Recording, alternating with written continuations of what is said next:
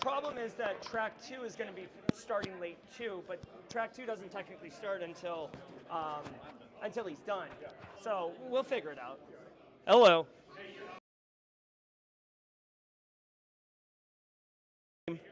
Yeah, okay, so the audio does work. Don't sweat that.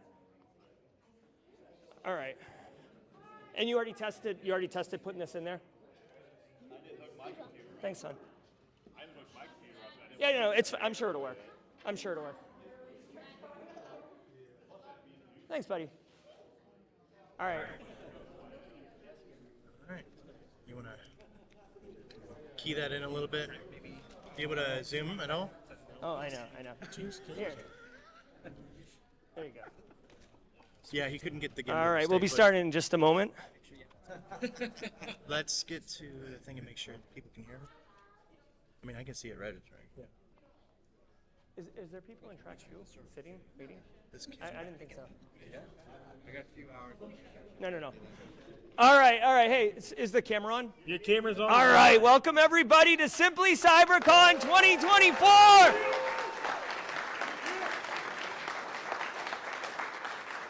All right, very exciting. I'm so grateful. The whole mod team, the organizers, Mrs. Ozier, the boys, all of you, whether you're first time or long time, is part of the success of this, and I'm just incredibly grateful. So thank you very much. Couple ground rules to lay it out. We are starting a few minutes late, as you can tell, but that's pretty standard practice here. So we'll be pushing the talks back just a little bit so people will have the time to do the talks. And be able to share the information that they want without being rushed. But we'll do that. Couple ground rules. This is from the College of Charleston. We are on a College of Charleston property right now. I really have zero concern about this group doing this, but the rules do remain. Don't hack the network. Please don't do that. If you have trash, make sure it gets to a trash receptacle, not on the ground. That goes for the boys too. All right? Trash goes in the trash can. Okay. There is a Lockpick village. Jeannie's going to talk about that in just a minute, but don't pick any locks that aren't in her village, right? So that you pick up some great skills, don't immediately apply them to anything else in the College of Charleston. I know it can be very, very tempting. I think those were the main rules. The conference is going to end at 9-ish tonight, and then we're going to try to set this place back up. Amazing amount of volunteers. We had more volunteers than non-volunteers at the conference, which is, to me, is a testament to the Simply Cyber community and the ethos of which it is. So let's let Jeannie talk about the Lockpick Village for a minute, get excited about that, and then... yeah.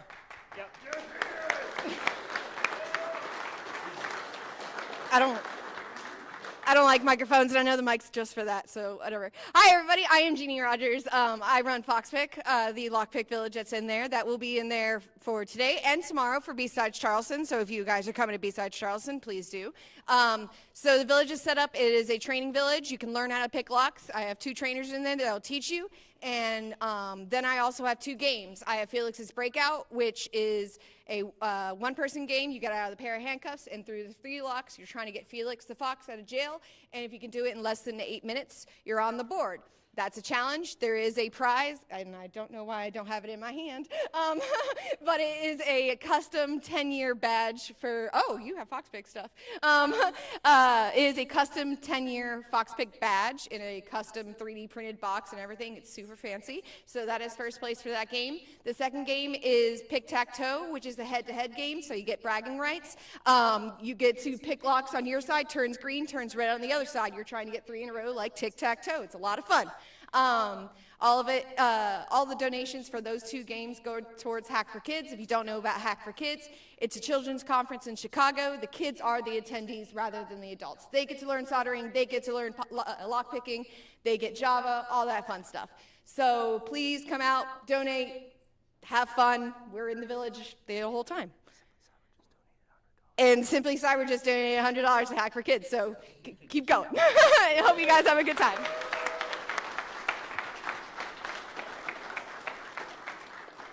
All right, thanks, Jeannie. All right, and that village is right around the corner outside track 1 on the left. I want everybody to know that there is going to be a food truck here between the hours of, I think, 5 and 8 p.m., there'll be a food truck out there. No one here has to pay for any food out of the food truck within reason. If you're like,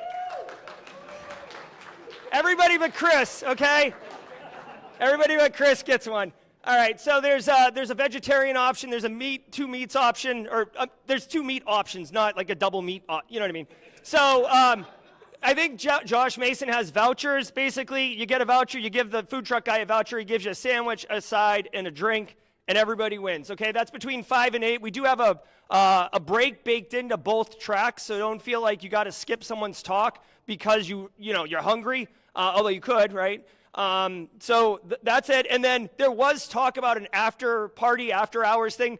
Without going too deep into it, we tried like hell to get to give this place our money, and they made it incredibly frustrating. Go ask Kimberly about it. She'll probably rage quit on you. So there can be an after party or whatever, but there's nothing formal from the conference. So I apologize for that. We can try next year to get it sorted out. I do want to now pivot to our keynote speaker. I do want to point out Joe Hudson will be the MC. This is Joe. Joe, raise your hand. This is Joe.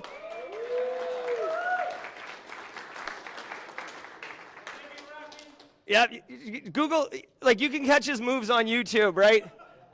The 99 Euphoria tour from Britney Spears. Okay, so Joe's our MC. James McQuiggan at 35,000 feet, our MC for track 2. Thank you, James McQuiggan. All right, it's okay. It's okay. I do want to say really quickly, since everybody's attention is here, Kimberly Can Fix It and Josh Mason were instrumental, like Casually Joseph, J-Mont, yeah. So it really does take a village, and I genuinely, as someone who can see everybody's contributions, amazing. Oh, and Chris Whitlock, if you enjoy a good badge, how about some Chris Whitlock action? Thank you. All right. So if I failed to mention you, I'm sorry, but your contributions are definitely not unnoticed, okay? Now let's turn it over to Joe Hell. Joe Hell and I have, Joe Helly, sorry. I always think, whenever I think of him, I'm like, oh, hell, right? So Joe Helly, he's been a member of the community for quite a while. Many of you know him from various outrages on social media, among other activities. He's known as the mayor. He's a really, really caring guy. And we talked in Vegas at the Simply Cyber meetup, and it was like, dude, like, would you be interested in Keynote? And you'd be a phenomenal keynote speaker. Like, yeah, I could do it. Like, no big deal, right? Yeah. You shift his schedule and all that. So it's gonna be excellent. I just remembered I wanted to do the team photo before you started talking, because once the wheels start turning on this train, there's no more getting the team photo. So how do you want to do it, James? Are you guys interested in a team photo? All right. So, well, I do this so the virtual people can hear me. We're gonna do it. Just get ready. Lean in. We got 2 flags. I don't know why I keep.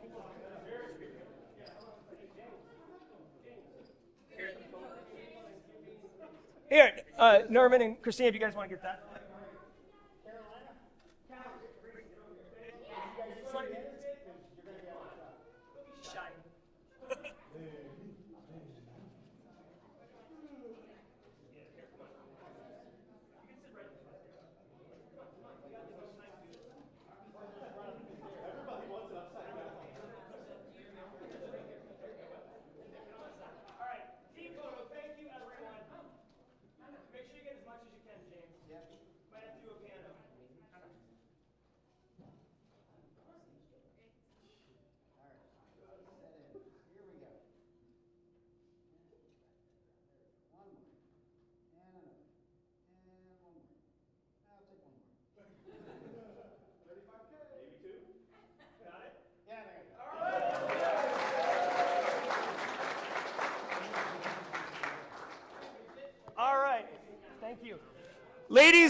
Ladies and gentlemen, may I please introduce you to your keynote speaker, Simply Cyber 2024, Joe Helly. Thanks, Joe. Are those mine? Those are yours? They look just like mine. So does that. Nestor, can you get me a sec? You're going to have to go each see my hand. Yeah. Give me a sec. We're a little prehistoric around here on the AV today. See if you can. I don't want to touch it. I don't want to knock it over. Oh, no, just. Before I go any farther, the poker chips are for you guys. I made them. Please take them. If you don't want them, they love them. So just you throw them at them while we're talking, and they'll be happy. Make sure. All right. Thanks for the warm welcome, and Jerry, thank you for having me. Do I need to hold this the whole time? Can we hear me? Yeah. Okay, great. Thank you again, Jerry, for the introduction and for the invitation to be here, and thank you all so much for being here at this Simply CyberCon and to hear me talk. We're going to talk today about failing forward, but first we're going to talk about a little bit about who I am. And before you know who I am, you need to know my secret, and that secret is I'm a failure. All right? That's who I am, though, really. I'm an Army Airborne Infantry veteran. I served in Iraq and Afghanistan, and I've done pretty much everything that you could. I've been a former paramedic and police officer. I made moonshine once upon a time. I was a mayor and a legislative candidate once. Penetration tester, red team lead, and basically just a dog chasing his tail. The things I'm most proud of is to be a father to 2 beautiful daughters, a husband to a beautiful wife, and I fly a paramotor. Anybody know what a paramotor is? Yeah, thank God somebody knows. And there's a picture of me looking all grumpy flying a paramotor. If you don't know what that is, it's you got a big fan on your back and a parachute, and you fly around and you land like a sack of potatoes. So I'm going to tell you another secret while we're here, though, today, and that's that we are all failures. Before we go any farther, this could be a little raw, including for me. No matter how many times I give this talk, sometimes I'll choke up, so bear with me. But moving on, so as creatures of habit, we often fall into a path where we take the path of least resistance and least resistant choices, and failure is no different. With everything we do in life, we're presented with a choice when we fail. Do we stick with that failure and just accept it, accept that we are a failure and just move on? Do we stick with something that we know, or do we do something with it that could be more? Before I had a chance to be a failure as I am today, my parents were doing that in front of my eyes. We're all a product of those failures. We look at our parents and we see some of those things. If you've got children, you try to make, fix some of the things from some of the failures you watch your parents make. For me, looking back 38 years ago, I was a child of failed divorced parents. My parents openly abused drugs and alcohol. My dad was non-existent, and I grew up in a home with rampant domestic violence, drug use, police, and arrests. But what did experiencing these things provide me with? And that was with a choice as an adult, right? Once I had my own kids, do I continue making those same failures that I was given? Or do I make a choice and do something else?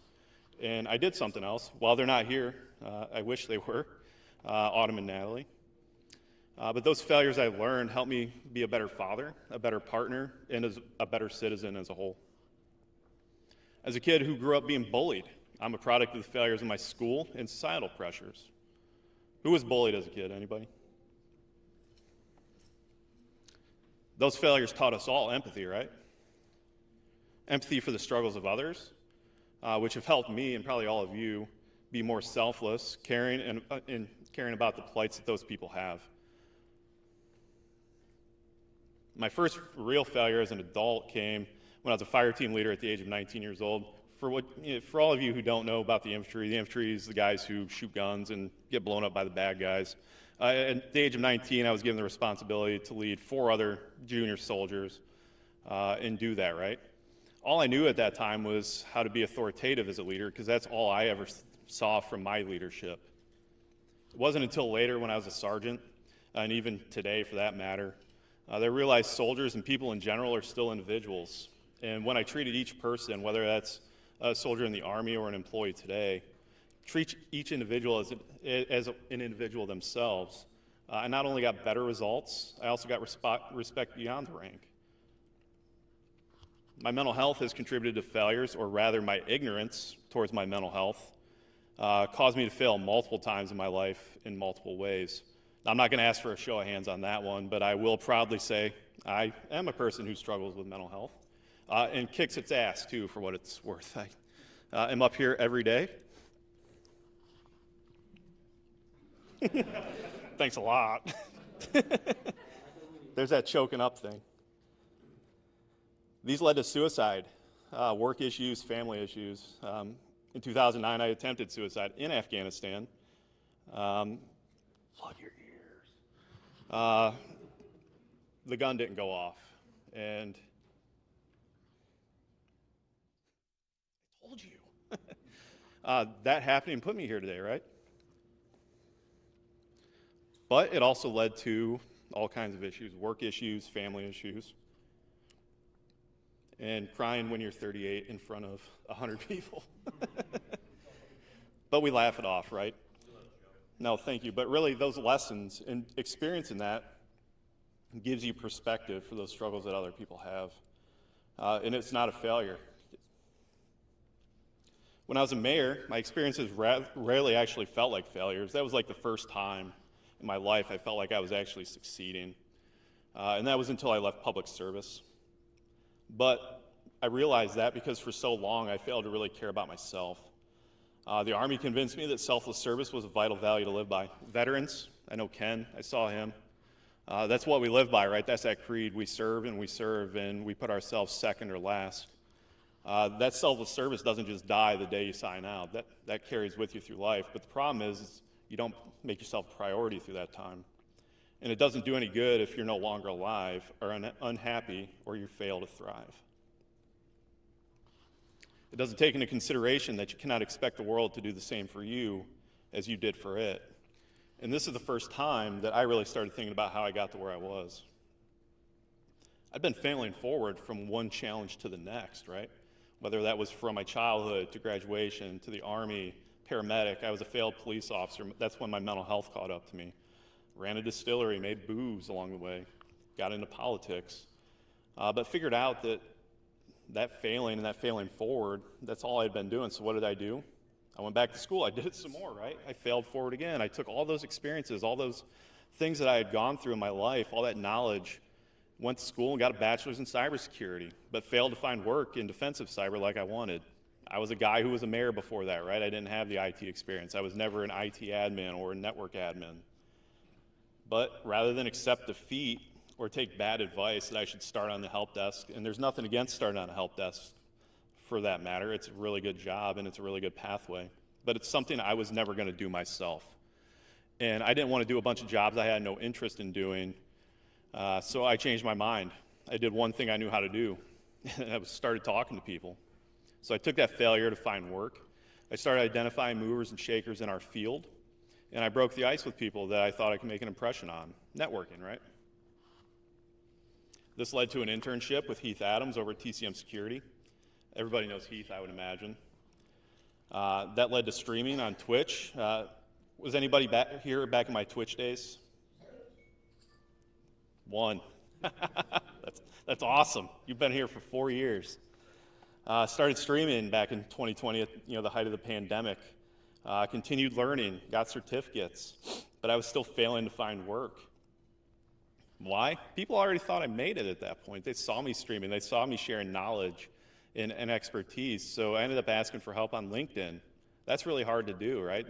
Eating a bit of that humble sandwich and saying, hey, I need a hand, I need some help, resulted in interviews and job offers. But I failed before then because I just hadn't asked for help. It's the first time where I needed it and I really wasn't asking for it. So we get it. Life sucks sometimes, right? What does this have to do with all of you? Well, when we add in all the failures that we've experienced, we can choose to accept it as life, or you can do something more with it. Which brings us here to today. Using those failures and experiences have made me a more effective leader, usually, although I do fail as a leader sometimes still. Made me a better manager, usually, again. Father and partner, all of those are usuallys, right? We learn as we go. We're not the most effective leader that there's ever been. We're not the best manager that's ever existed. We're not the best employee. We're not the best parent. We're not the best partner. We take those lessons and we learn from them. And through all that time and all those failures and continued failures till today, even through this talk and catching my words up a little bit, I leverage those failures. We turn those failures into success stories. And best of all, there's nothing about me that's more special than any of you. It just takes putting your left foot in front of your right and just continuing moving forward and just keep marching along and moving forward. And accepting failure is just part of it. We have to fail to get better. So, hopefully I'm within my time here. What I'll ask you is this: what choice will you make? You know, maybe Joe doesn't have much to say that's caught your ear today, or maybe everything has. I'm not sure. But what will you do? Do you accept your failures and live with it? Or do you accept that you are a failure and build from it? And if I can do it, so can you.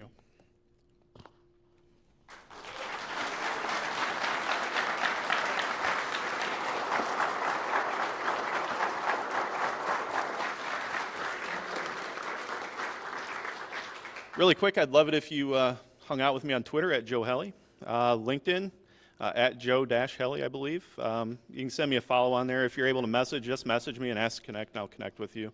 And then I occasionally blog. It's over on medium.themayor.tech. So thank you all so much for having me. Jerry, thank you so much. And the entire Simply Cyber team and family here, thank you so much for listening to me today. I really appreciate it.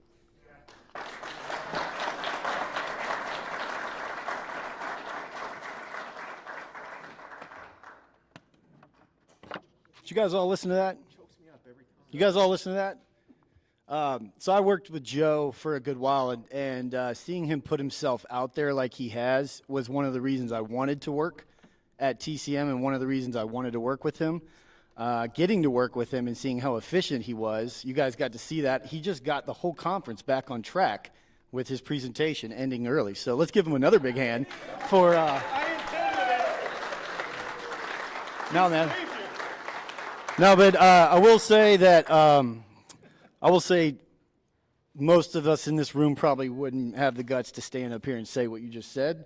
And I think it's freaking awesome that we have a place like this that's made for these types of talks. And I don't think anybody in this room was caught off guard right there in any way, because I think you came here for this purpose. Most of the people I've talked to in here, like I ask you where they're from, they're like some other state far away. So big props to everybody in here for taking the initiative to pay or to drive or to tell your family, I'm sorry, I have to go, because it's not a big, it's not a small thing, and so kudos to you guys for getting out here. I know I won't get to know everybody in this room, but I want to. So again, my name is Joe Hudson. I'm somewhat irrelevant here. I'm just sort of the facilitator for the next person. But please feel free to connect with me, because there's clearly good people in this room. So we've got a big day. So track 2 is up and around and down, right, basically? Okay, so up here in this room next, we've got Brandon Poole. Brandon is someone that I actually looked in LinkedIn because I was like, oh, no kidding, Brandon's presenting. And the first message I ever sent Brandon was June 22nd, 2020. And it said, hey, man, really cool talk you did with Jerry on whatever. And then a year later, I messaged him again. I was like, hey, man, that training thing you did with Jerry was awesome. And it's just really cool to see full circle. We're all in this room now from where this started back with what you were doing before, man. So freaking glad that you stuck with us, like beyond glad. But anyways, we got Brandon. He's going to come in and carry on talking about doomsday in light of incident response. But on track 2, we've got Chris Young, I think, is over there right now. And it sounds like a pretty interesting presentation, basically kind of going from unknown to pretty well known and getting invites. If you want to go to track 2, now's your time to jump over. And at 4:45, Christopher Peters, the first flag. So we've got the Capture the Flag event and kind of overview for there. So you got 5 minutes, folks.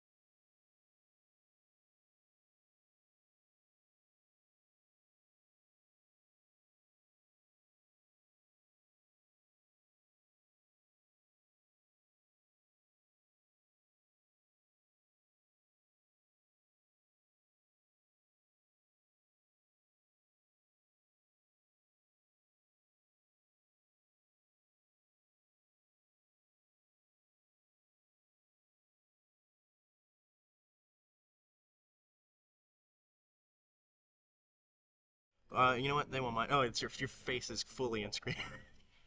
All right, move Yeah, it. we're good.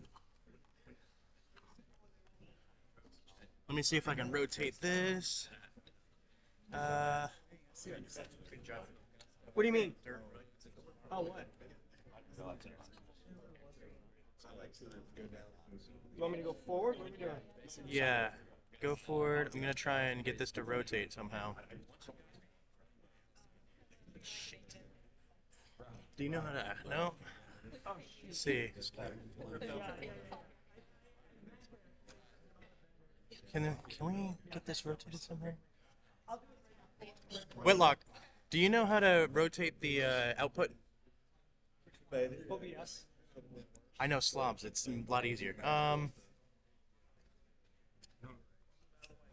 Should I make it flat again? Just give me a second. Yeah. On OBS? Yeah. So on the actual scene, you have to edit the settings, is my understanding. It is not an option. Are you able to recreate it? Make a duplicate? Properties, Get Matt. Get configure Matt. video, camera control. What if you turn the computer sideways? Is that how that works? Yeah, configure video. I was just there. I thought it was in there. No. We can try. Why is it sideways? Well, because it's sideways right now. I'm trying to. Oh God, Jerry's unplugging stuff. If you want, make it. Gimbal control. Here we go. Give me a second. It's linking up. Okay. How's that look? Give it a second. It should be switching over. Should be. Oh yeah. It didn't switch over. We don't really have a length problem. Oh, length problems. You need a tripod then? No. This can all move. Everything can move. It's more about getting from there. So you're in the same shot. It's not popping up. Your instant link's not coming up. Go to the source. I already have it on this. Axis transform options. Oh yeah. Transform. Yeah, sources and transform options. Okay. Rotate 90 degrees. Bingo. All right. Now, if you just get it closer and pan it up a little bit, you'll get both. There's no shame in consulting people. I can't get much closer unless you come down. No. Use the extender. That's the wrong one. It's this way. Which one? So as soon as we do this, it's probably gonna lose the feed. That's fine. It'll come back up. And did you see the message on Discord saying that it was a little fuzzy? Yes, that's what we're trying to fix. Dude, what in the hell? I think it's the other way. It is the other way. Yeah, flip it. Flip it. Hang on. Cool. All right, so All right. back up. Let's find out. You want an extra monitor too? No, it's okay. Actually, I have an extra one. I have an extra monitor. Yeah. So I'm just waiting for this to come back up. Just give it a second. Oh, I had the same one. yeah, this one's awesome, Oh, right? yeah. I say you want an extra monitor? I got the same one too. It is. Actually, put it on that side. What's that do? That's how you do it. Oh, that's a pro move. I didn't know that. Here, let's put it over here. And then I need a USB-C. I don't know if it's picking it up. You have to like basically go in and pick it as a source again.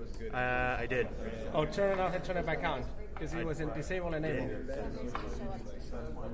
It's an OBS, no? Yes. Yeah. Deactivate. Here, how about I take the extension off again? And put it back on directly? Yeah, let's try that. Well, All right, we're about to. You want to start? oh, we can't. Huh? I don't have video. Oh, we can't start. The stream's broken right now. Just give us a second. You'll have to get back on schedule again. Is it not working? I knew we shouldn't have unplugged it. It doesn't help anything now. Add a new source. Oh yeah, I know. Add a new source. Yeah, add a new video source. I saw it last time. No, if it's OBS, you just gotta close it and activate and deactivate. You can hit the source that's already picked, deactivate, and activate again, and it will pick it up again. He just did that. It didn't work. Yeah, try the Logitech again. Did that do anything? No, it's still frozen. I don't know if your computer's like picking it up or not. That's the thing. Can you do it? Are you able to restart it? No, because we're streaming. I was going to say You'll we'll break end the stream.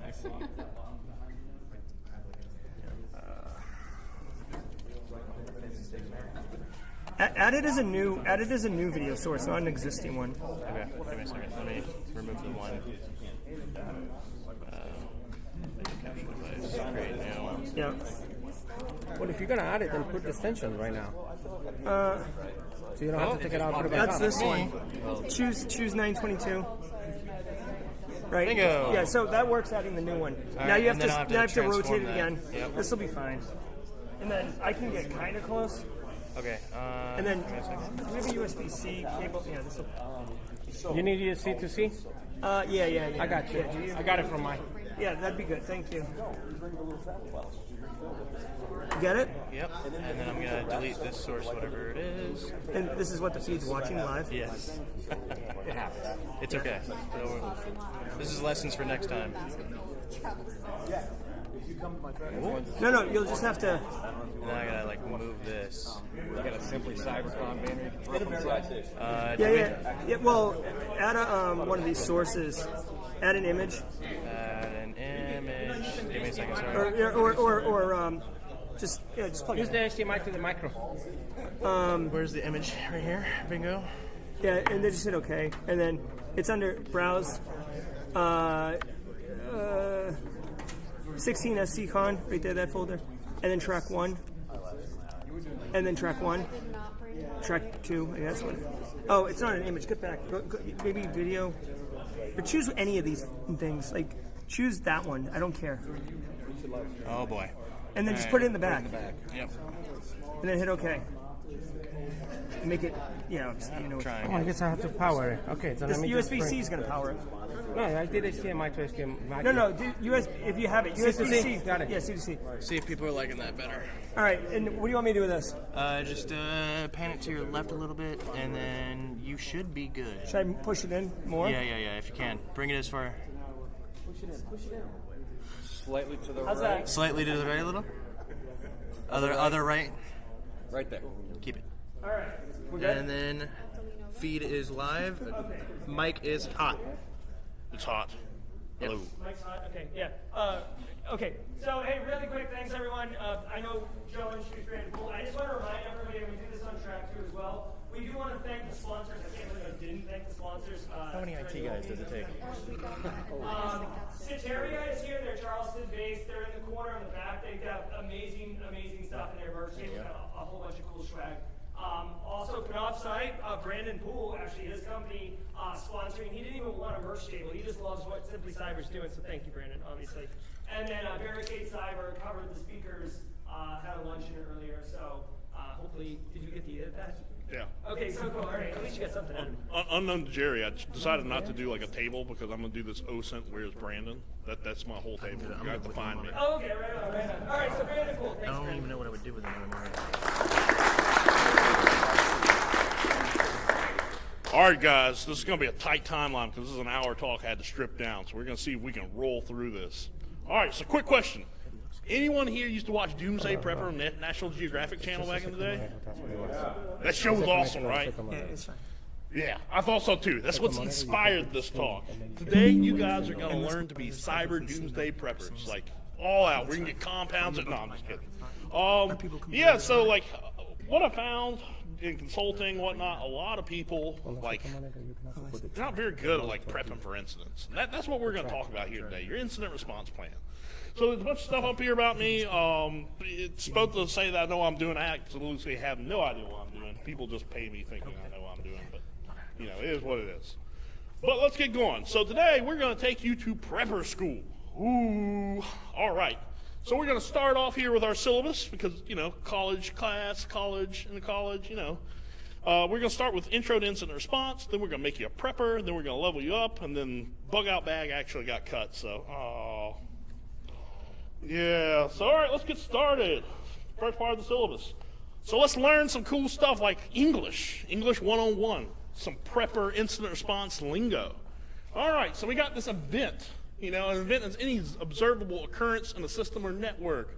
An example, user login, system crash, someone opening evil.exe, totally not malicious, right? And then we're going to define incident as an event or group of events that affect the confidentiality, integrity, available. We've all heard this before, right? Right? All right. How many of you guys agree with this? Raise your hand. Man, you guys are just like either not into this or I don't know what. You guys are going to flunk my class. Guess what? This isn't a college class, so you're good. You're not going to flunk it. So, unfortunately, the college hates me and wants to pop up little pop-ups here. We don't actually get to define incidents anymore. A lot of this is because cyber insurance and regulatory things. If you use the word incident, it brings in auditors and all kind of other crazy stuff. So like that very vague definition of incident, we can't usually use it a lot of times, or we have to get lawyers involved to do this. Big place that this is like true is anyone here work in like power generation or anything like that, deal with like NERC-CIP?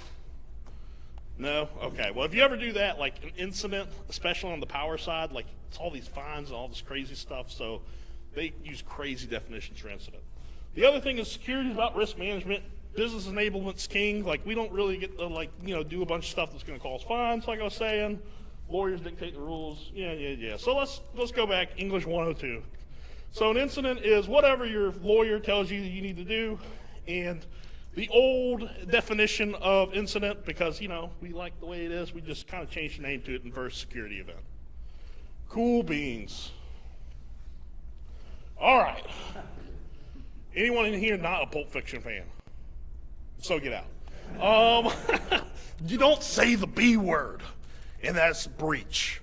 That is because this has very specific like legal consequences. Like if you put breach somewhere in an email and then someone sues you and then you go through discovery and it gets out of there and someone has breach in there, it gets you into a world of trouble because all of the laws, at least here in the United States, are all around the word breach. That is because this has very specific, like wonderful monitoring you have to do and stuff like that. So never use the word breach, especially in written communication, not even verbal communication. Because if you say breach, someone else uses the word breach, puts it in writing, doesn't know any better, you're going to have a bad day.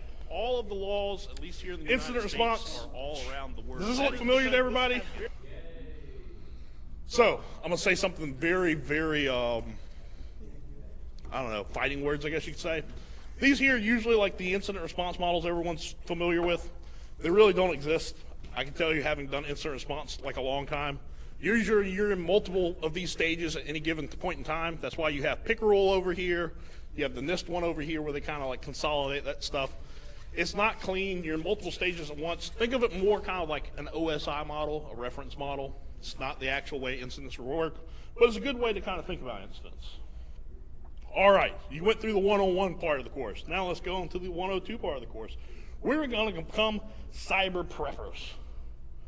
So the first thing we need to do, get management buy-in. This is because, doomsday prepper folks, how many of those folks, just were all by themselves on an island? Like, I've got all this crazy stuff. Like, no, most of them had, compounds. I got my family. I got Uncle Ben over here. He's real good at reloading ammo. I got my wife Susan. She's a fantastic gardener. Same way in cybersecurity. You're not a one-man army. You got to have other people. You got to get other people on board to enable you do things, etc. Management buy-in is the most important because, let's be honest, they have the checkbook, and that's what you need a lot of times. You need to look for ways to kind of develop support. The easiest way to do this is to, pull news articles. That's the easy way to do it. Just make people aware of what other folks in your industry are seeing. Kind of get that top of mind for folks. If you want to get more technical, Mandiant's M-Trends, Verizon's DBIR, Red Canary's Threat Report, CrowdStrike's got one now. They actually go into details on different types of attack techniques that's being seen in different industries. Great way to get more support and more people invested in what you're trying to do. So this is where we get to the meat and potatoes, right? Let's start talking about getting the actual plan. The incident response plan. Listen, all good preppers have a plan. Great ones have contingency plans.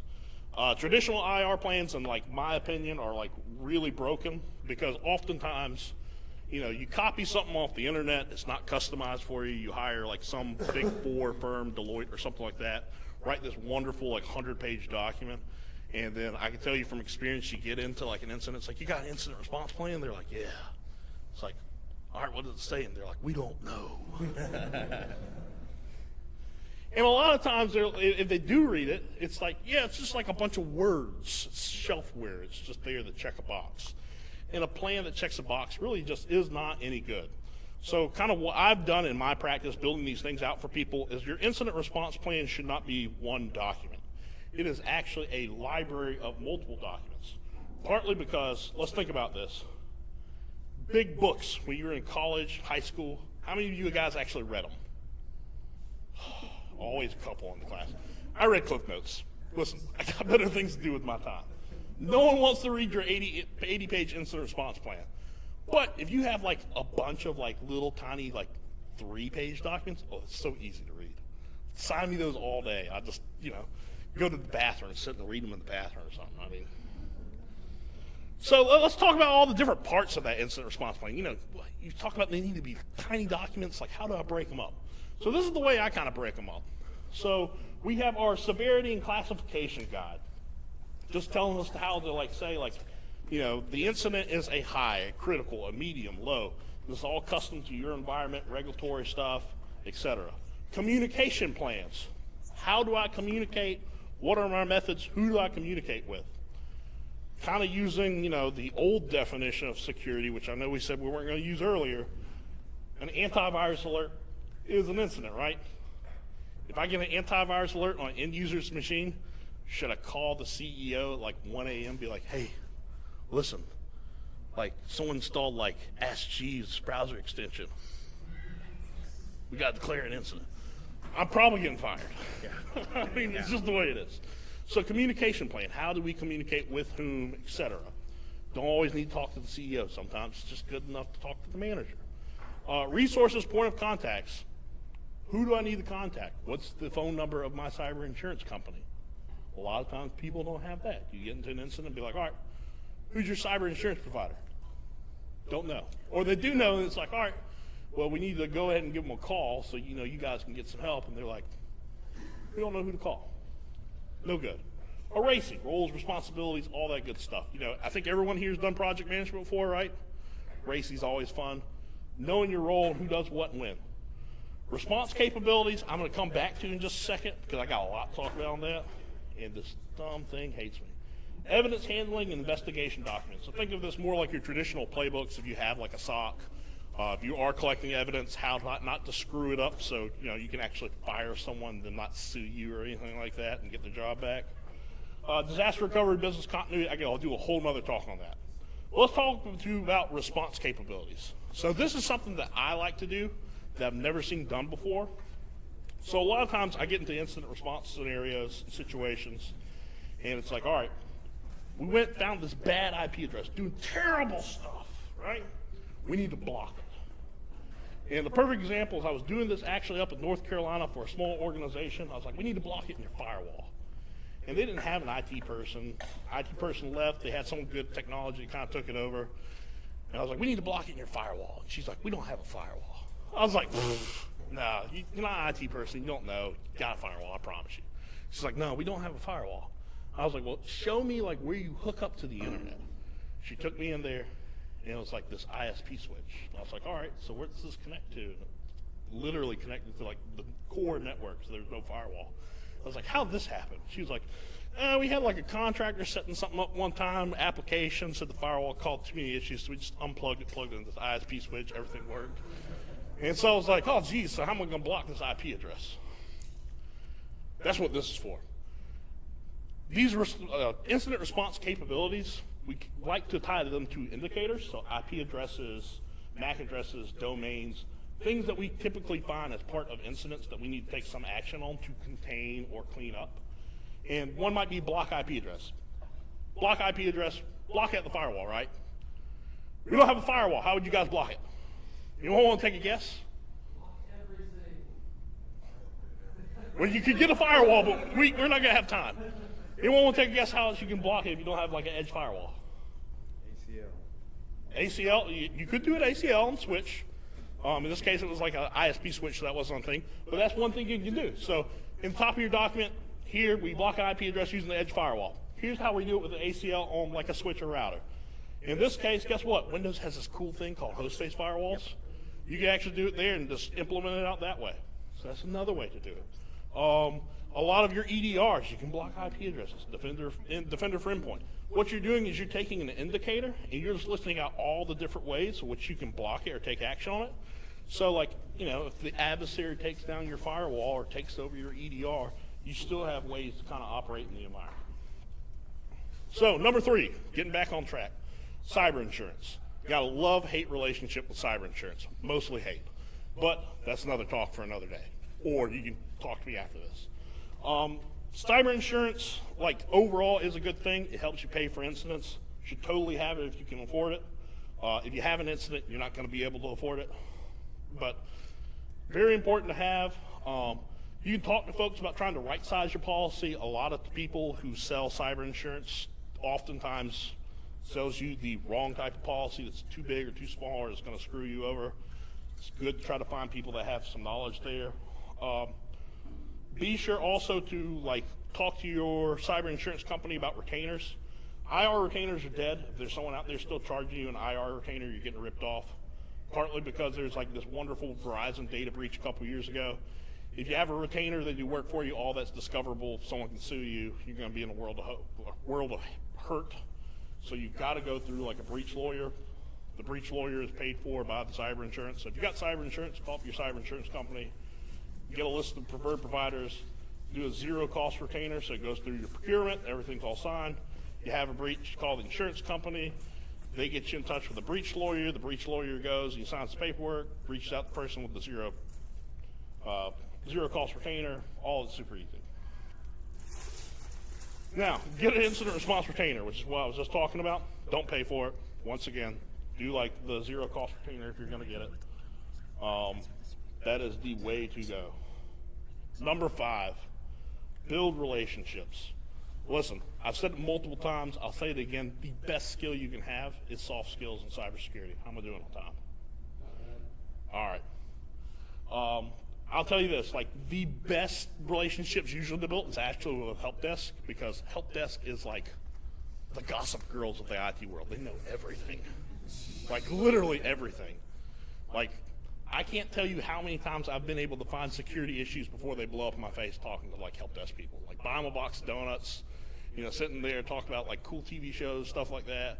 They'll be talking about Ben, someone said something about he got this weird email, clicked on it, and the computer acting funny, and it's bada bing, bada boom, solved. Help desk is phenomenal. Network engineers, your ISP. So who here works for a large organization that pays a bunch of money for a denial of service protection? Anyone here? All right, so it costs a crap ton of money, right? A lot of times, if you just learn an engineer that works at your ISP, take them out to dinner a couple times, they'll do that for free. Literally, you just buy them lunch and you just hey, if someone denial service with me, blah, blah, blah, blah, blah. They just click a button on one of those ISP switches, firewalls, blocks it, saves you a ton of money every year. So that's one that people often don't think about. Law enforcement, local law enforcement, FBI. Those are usually good people to have. A lot of people don't like to talk to them, but it's good to know them. HR, because, it's always good to have a friend in HR, right? And then the last step, review, update, and test the plan.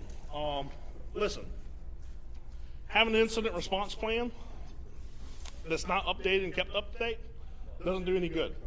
The nice thing about breaking it into a bunch of small documents and kind of like I explained, the severity guide and stuff like that, I hate reading the 80-page document. It's going to take me months to do it. But I can put something on my calendar that says, hey, I'm going to look at the severity guideline and update it. It takes me 5 minutes. I do it. And then the next month I just do another one. It's an evergreen process. I keep it updated year-round kind of as I go. Makes updating it very, very simple. You should review your plans at least once a year in total. Part of the plan should also be run through an incident response exercise. Congratulations, you're a prepper. You got a merit badge. But you're not a doomsday prepper. So what are doomsday cyber scenarios? Ransomware, destructive worms, denial services. Yeah, I guess you guys saw a bunch of scary stuff yesterday because I'm not getting any reactions. Anything that's pretty much like a resume generating event, like if you screw it up and it's like, yep, you'll need to update the resume and find a new job after this. That's a doomsday event, in my opinion. If that's not a doomsday event, let me know. I want to come work with you. So things to keep in mind with dealing with doomsday events. Listen, don't panic or react without a plan. Have your IR plan. Ideally, have it somewhere other than network share that might get encrypted and you can't read it. So physical copy, usually sent home with some people in a safe, something like that. Be sure to contact your breach coach, your insurance people. Remember, slow is smooth, smooth is fast. Don't just go and be chaotic. Don't go and blame people for the incident, because that's how like your whole team quits. That happened one time. I walked in and it's like the whole IT team's like, we quit, it's not our fault. And I was like, oh, this is not going to be a good day. Yeah, don't cast blame. No one's at fault. If you go through and you start casting blames, emotions already high.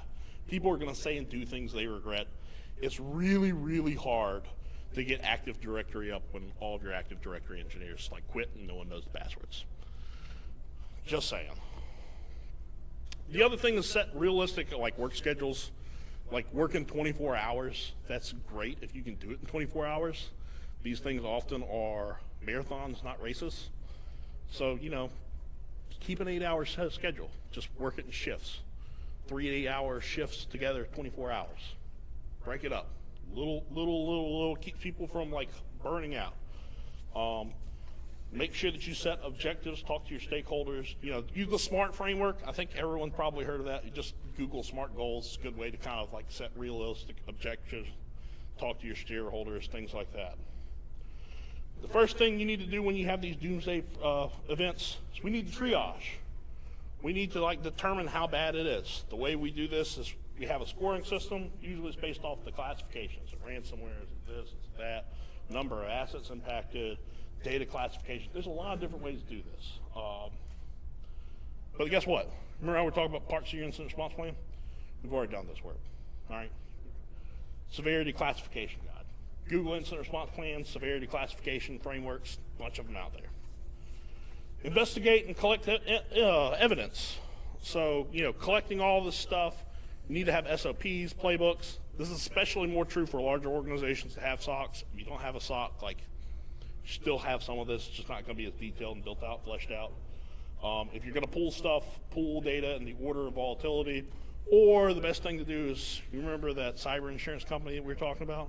Call them, get the actual professionals in, let them do all this. That's really easy too. Our evidence collection and investigation scenario is for simple things like antivirus alerts. We do this, everything else, call on the pros. But that's where that's documented, evidence handling and stuff like that. So sidebars, whenever you're doing stuff, you should be always taking good notes. A couple things to like note about notes is good note taking is like the best thing you can do. Doesn't matter if it's handwritten or digital. I used to always carry around a voice recorder and just talk like a doctor because I have crappy handwriting and just dictate it later. Whenever you're doing notes, log what time it is. Talk about the 4 W's and the 1 H, so why, what, when, where, how, all that fun jazz. Also keep in mind that if you're sued, notes are discoverable. You can read them on the stand. It's fantastic, especially if you get into a sticky situation. If you're going too fast to take notes, you're going too fast. Once again, slow is smooth, smooth is fast. Have time for notes. 3A, declare an incident. So this kind of gets back into like what we were talking about earlier. Not anyone can declare an incident probably. You need to communicate it. You need to contact your legal counsel, cyber insurance. All that stuff should really be in the RACI. Who's doing what, how they're doing it. You know, we're probably not let Billy the intern call an incident, declare it. Probably coming from someone else. Communication guide, how we're going to communicate. Resources, point of contact, that's going to tell us who we need to contact on the insurance side and everything else. Severity classification also probably plays a role in that because you're not, once again, going to call a lawyer every time you get an AV alert. All right, set up the initial communication. How am I doing on time? 3 minutes. All right, so we're gonna run through this. So communication, out-of-band communication is usually a good thing to have. A lot of different frameworks for communicating things. If you're super interested in how you should communicate stuff, I can give you tons of guidance.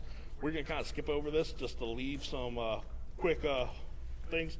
Also, if anyone wants a copy of this, let me know. I can email you a copy of this.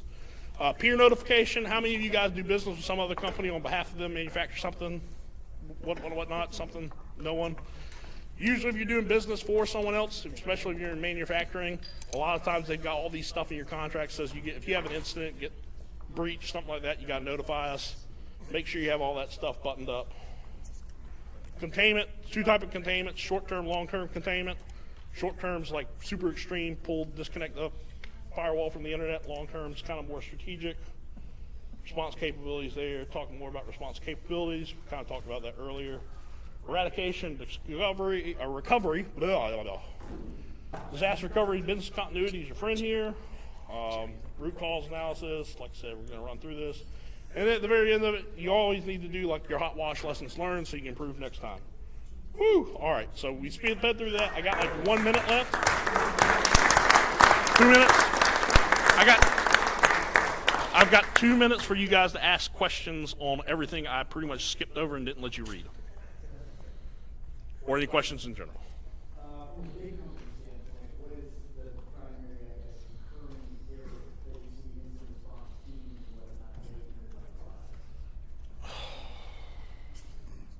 The biggest one is probably just very generic incident response plans that don't apply in any situation. Just really having like no clue. It's like we had like some intern pull this off the internet and we slapped our names on it.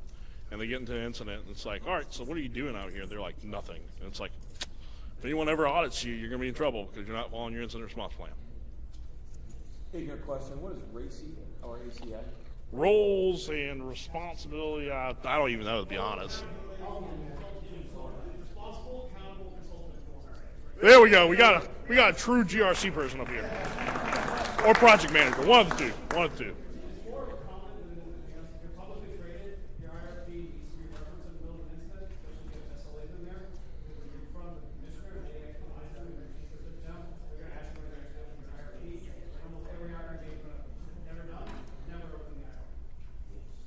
Sounds about right. Yeah, like I said, just about every incident I've ever worked, like they don't ever look at the IRP. It is very important to have an IRP reference. Any other questions, comments, concerns? I mean, you can tell me I look like, have good hair or something. I mean.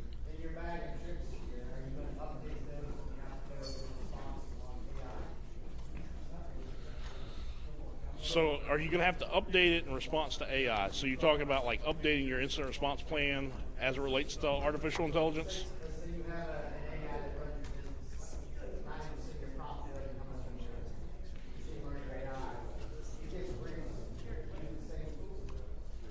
You use the same methodology, and this is where this gets like a little tricky, is do you own your own AI model or are you using some third-party AI model like a ChatGPT? You own it?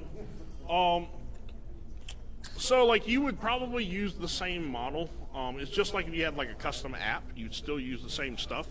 Ideally, like your experts, you have expert AI engineers. Also, a lot of that's probably going to fall more on data privacy, depending on what kind of data you're putting in there. So, I mean, you're going to respond to it probably the same way, like, hey, the model's been hacked or poisoned or something like that. You're going to take some action to pull the model off, roll it back, protect it, etc., just like you would an application. I don't think it's all that different. It's an interesting question because, like, AI is emerging, but I have not seen any, like, AI incident per se. So I would imagine it would still apply, but put an asterisk beside that. Any other questions?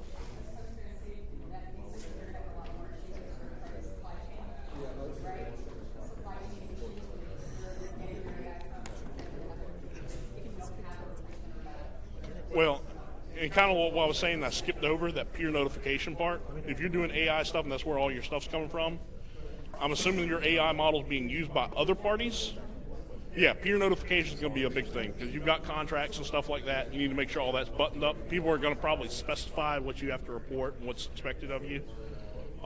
That's probably where more of your stuff's going to come from. Anything else before I turn it over and quit? Bueller? Bueller? Bueller? All right, I'm done.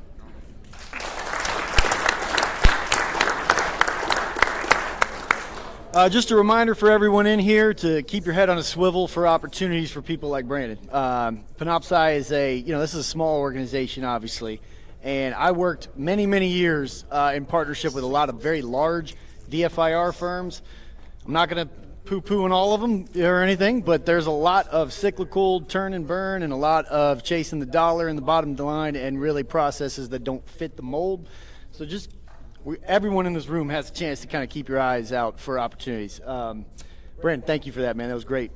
And honestly, I didn't understand what RACI was either, so thank you for asking that. So in track 2, we've got Dale Rodriguez. He's presenting on vulnerability management. And here we've got a topic from Ken Smith that is very near and dear to my heart on elementary, education for our youth, basically. I used to be an elementary school teacher for many years. Didn't know squat. I'm supposed to go over here because this is where the speakers talk. Doug, what's up, by the way, man? Anyways, I'll tell you a quick story. I remember this little girl, Maggie. My last year I was teaching 4th grade. She's the first student to bring in a cell phone and have an Instagram account. This was 2015.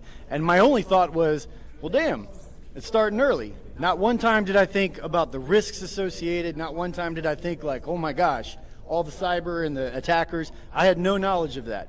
Now I have a 10-year-old son, and I'm borderline terrified, borderline just grateful I work in this field, surrounded by this. But I am here as a father in this session for sure, more so than anything else.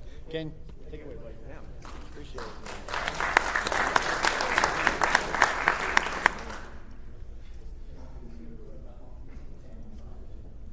Thank you. Good. All right. Off to a good start. All right. First of all, appreciate everybody being here. This is a talk I've been noodling on for about 10 years. And really excited to get the opportunity to put it all together. Excited to be in Charleston, if only for literally a few hours. And thank you to Simply Cyber for the opportunity to get down here. So I am Ken Smith, and we're here to talk about raising kids privately in a public world. First, a little bit about myself. I am currently the Director of Learning and Development at Praetorian. We're an offensive security firm specialized in high-end application testing, red teaming, and the like, purple teaming, just about anything under the sun you could think of. Prior to going to Praetorian, I spent 15 years in just general offensive security, ethical hacking. I led the team nationally at RSM US, big accounting firm, also do a lot of consulting work. I was in the red team at Bank of America for a few years. Got my start in signals intelligence after college. Spent a number of years with the Special Forces Group, and obviously there's a lot of carryover between the two fields there. I was formerly in academia, which is where the learning and development part comes from. I just recently stepped away after 10 years from the University of Mount Union, where I ran and developed the coursework for their network security minor. Huge passion for bringing people into the industry, for education, for training. A lot of that comes from. What is most relevant to this particular talk, though, is I'm a father of 2 elementary aged kids. And as I mentioned, been noodling on this for a long time.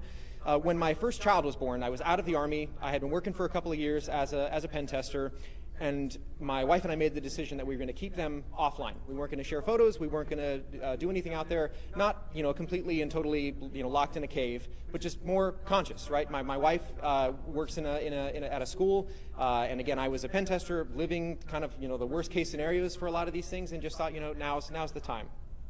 So the point of this talk is to really talk about kind of my journey and general recommendations, things that are working for me, future ideas, where as we raise our kids, where we would like to see them. And the first place we're going to start is social media. Right? So like many good millennials, my wife and I were both still on Facebook just prior to the birth of our first child. And there was a particular set, I won't even call it a scenario, there was a set of circumstances that struck me and ultimately led to us making the decision to keep our kids offline. So I was probably 6-7 years out of college, and of course connected to everybody we knew under the sun. There was a particular person who I hadn't spoken to in probably about 7 years, an acquaintance. I wouldn't even say a friend. We were friendly, just in 2 different circles of friends, right? But you connect with people, and that's what you do, right? So had not spoken in almost a decade, and she did not have any kids of her own, but was very close with her sister, and lived life on Facebook, right? Would share pictures of birthdays, births, and hospital incidents and all kinds of stuff. And it hit me one day that I could pick those kids, all 3 of them, out of a crowd. Right? I knew what their parents looked like. I knew where they went to school. I knew their medical history. Right? I didn't have a right to any of that information. Right? And it was scary to think about if I continued to be on Facebook. Inevitably, the people 2, 3, 4, 5 degrees separated from me were going to know that about my kids. And it, like I said, it hit me, and that was kind of the defining moment that said, you know what, we're not going to do this. We're going to keep our kids a little more private, right? And I think that's something that a lot of folks my age, right, millennials and Gen X, we take for granted that we were adults when social media exploded, right? I mean, MySpace, I was in college. Facebook, you couldn't even join in 2004 unless you were at a college that was on their approved list, right? And we had the ability to consent to put ourselves online, right? We had agency. But I think things have become so normalized around social media that we forget that, when my kids 10 years from now are in their 20s, if we had put them online, they would never have had that chance to make that decision for themselves, right? You can't take it away, right? You can pull pictures off of Facebook, you can pull pictures off of Instagram, whatever, but it never really goes away, right? You don't have control of it once it's out there. And so that's what was really important to us, was giving them the chance to make that decision, right? And the other part about social media specifically is that we know it's bad for kids, right? The data is out there, right? A couple of quotes here, numbers from the Health and Human Services. There was a study put out. It was the Surgeon General put it out a couple of years ago. It says those who spend more than 3 hours a day on social media double their risk to have poor mental health, right? And unfortunately, the average teenager is spending already 3.5 hours a day on social media, right? 95% of teens, 13 to 17, right, have social media, are active on social media. More concerning, 40% of kids 8 to 12 are active on social media.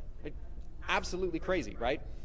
When they were asked, the group that participated in this study, when they were asked, what are 3 things that you can tell us about social media? The most common was, it makes us feel worse about ourselves, right? The second most common thing was, it makes us feel worse about our friendships.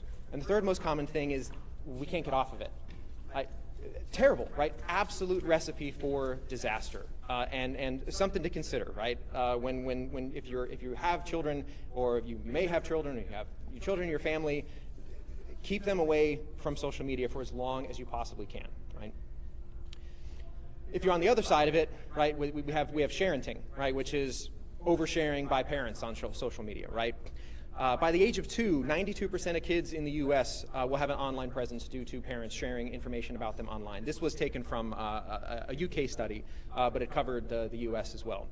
42.8% of parents posts are about their children, right? So almost half of posts that parents put out are about their kids. Not surprising, but concerning, right? There was an incident in Austria a couple years ago where a teen sued her parents because of embarrassing photos she posted to Facebook.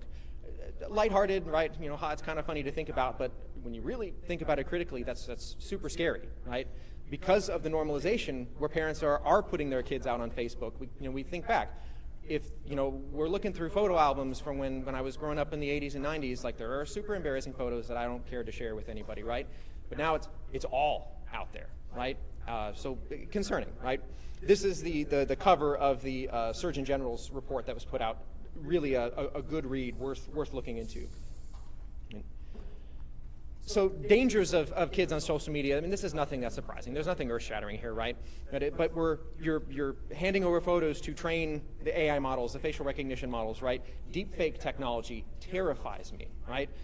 With what you can do for just a handful of photos nowadays is ridiculous. Of course, there's identity theft, and I'll have a couple of examples. We touch on that very specifically in a couple of slides. Uncomfortably, child pornography, right?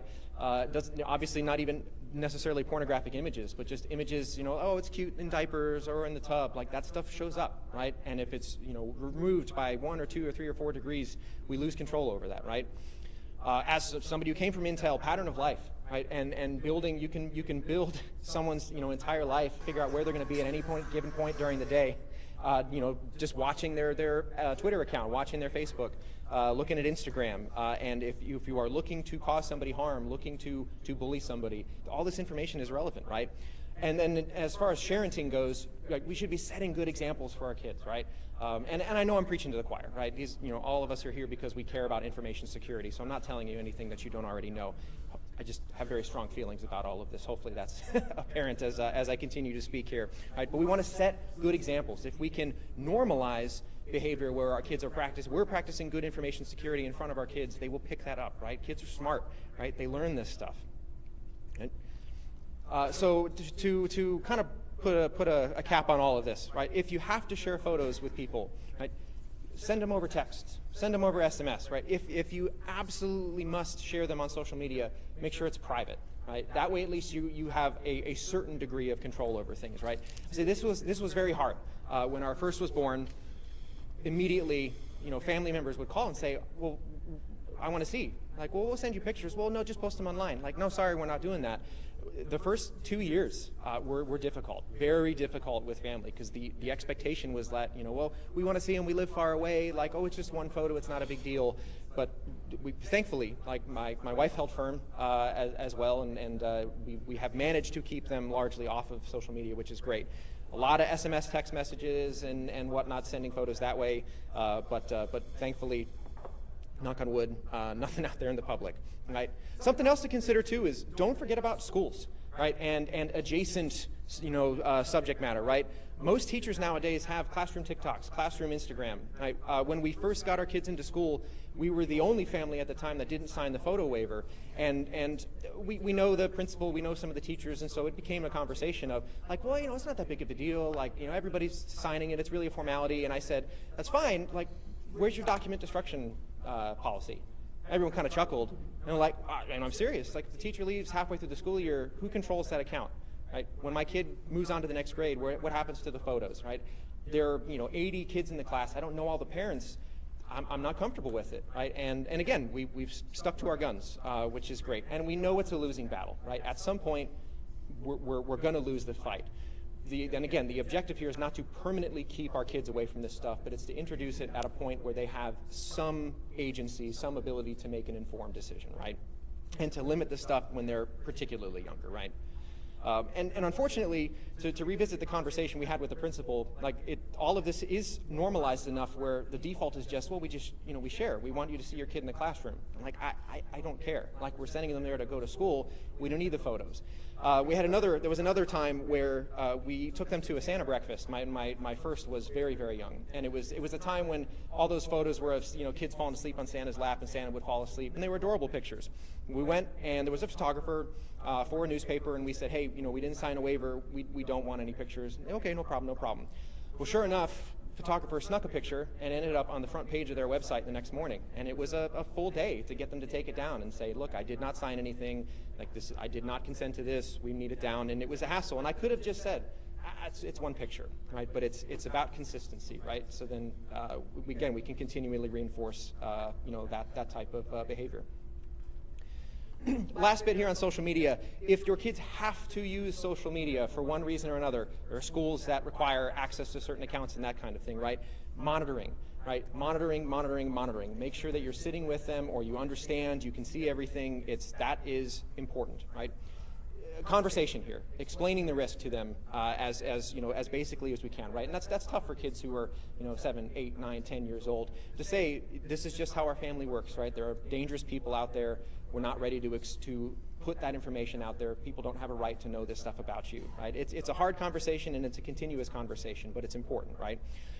No unrestricted access to devices, and that's a theme we'll revisit for the rest of the presentation as well, which is really funny because I think back to when I was a kid, like our TV time was time boxed, right? And we're monitoring. My parents, thank goodness, were good about monitoring what I was watching, day in and day out. And I think back, and really, this is the same, right? It's just more omnipresent than the TV is, right?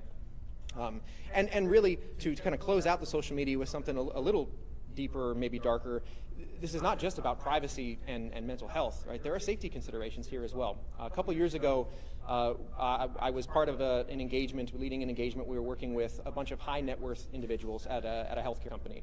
And the idea was that one of the executives wanted to scare the pants off of all the rest of the executives. He was very concerned about what they were oversharing online.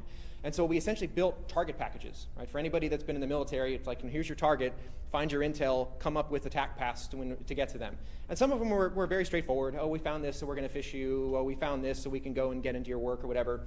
There were a couple that were rough. One of the gentlemen had a son who was very present on social media. We found everything about this kid.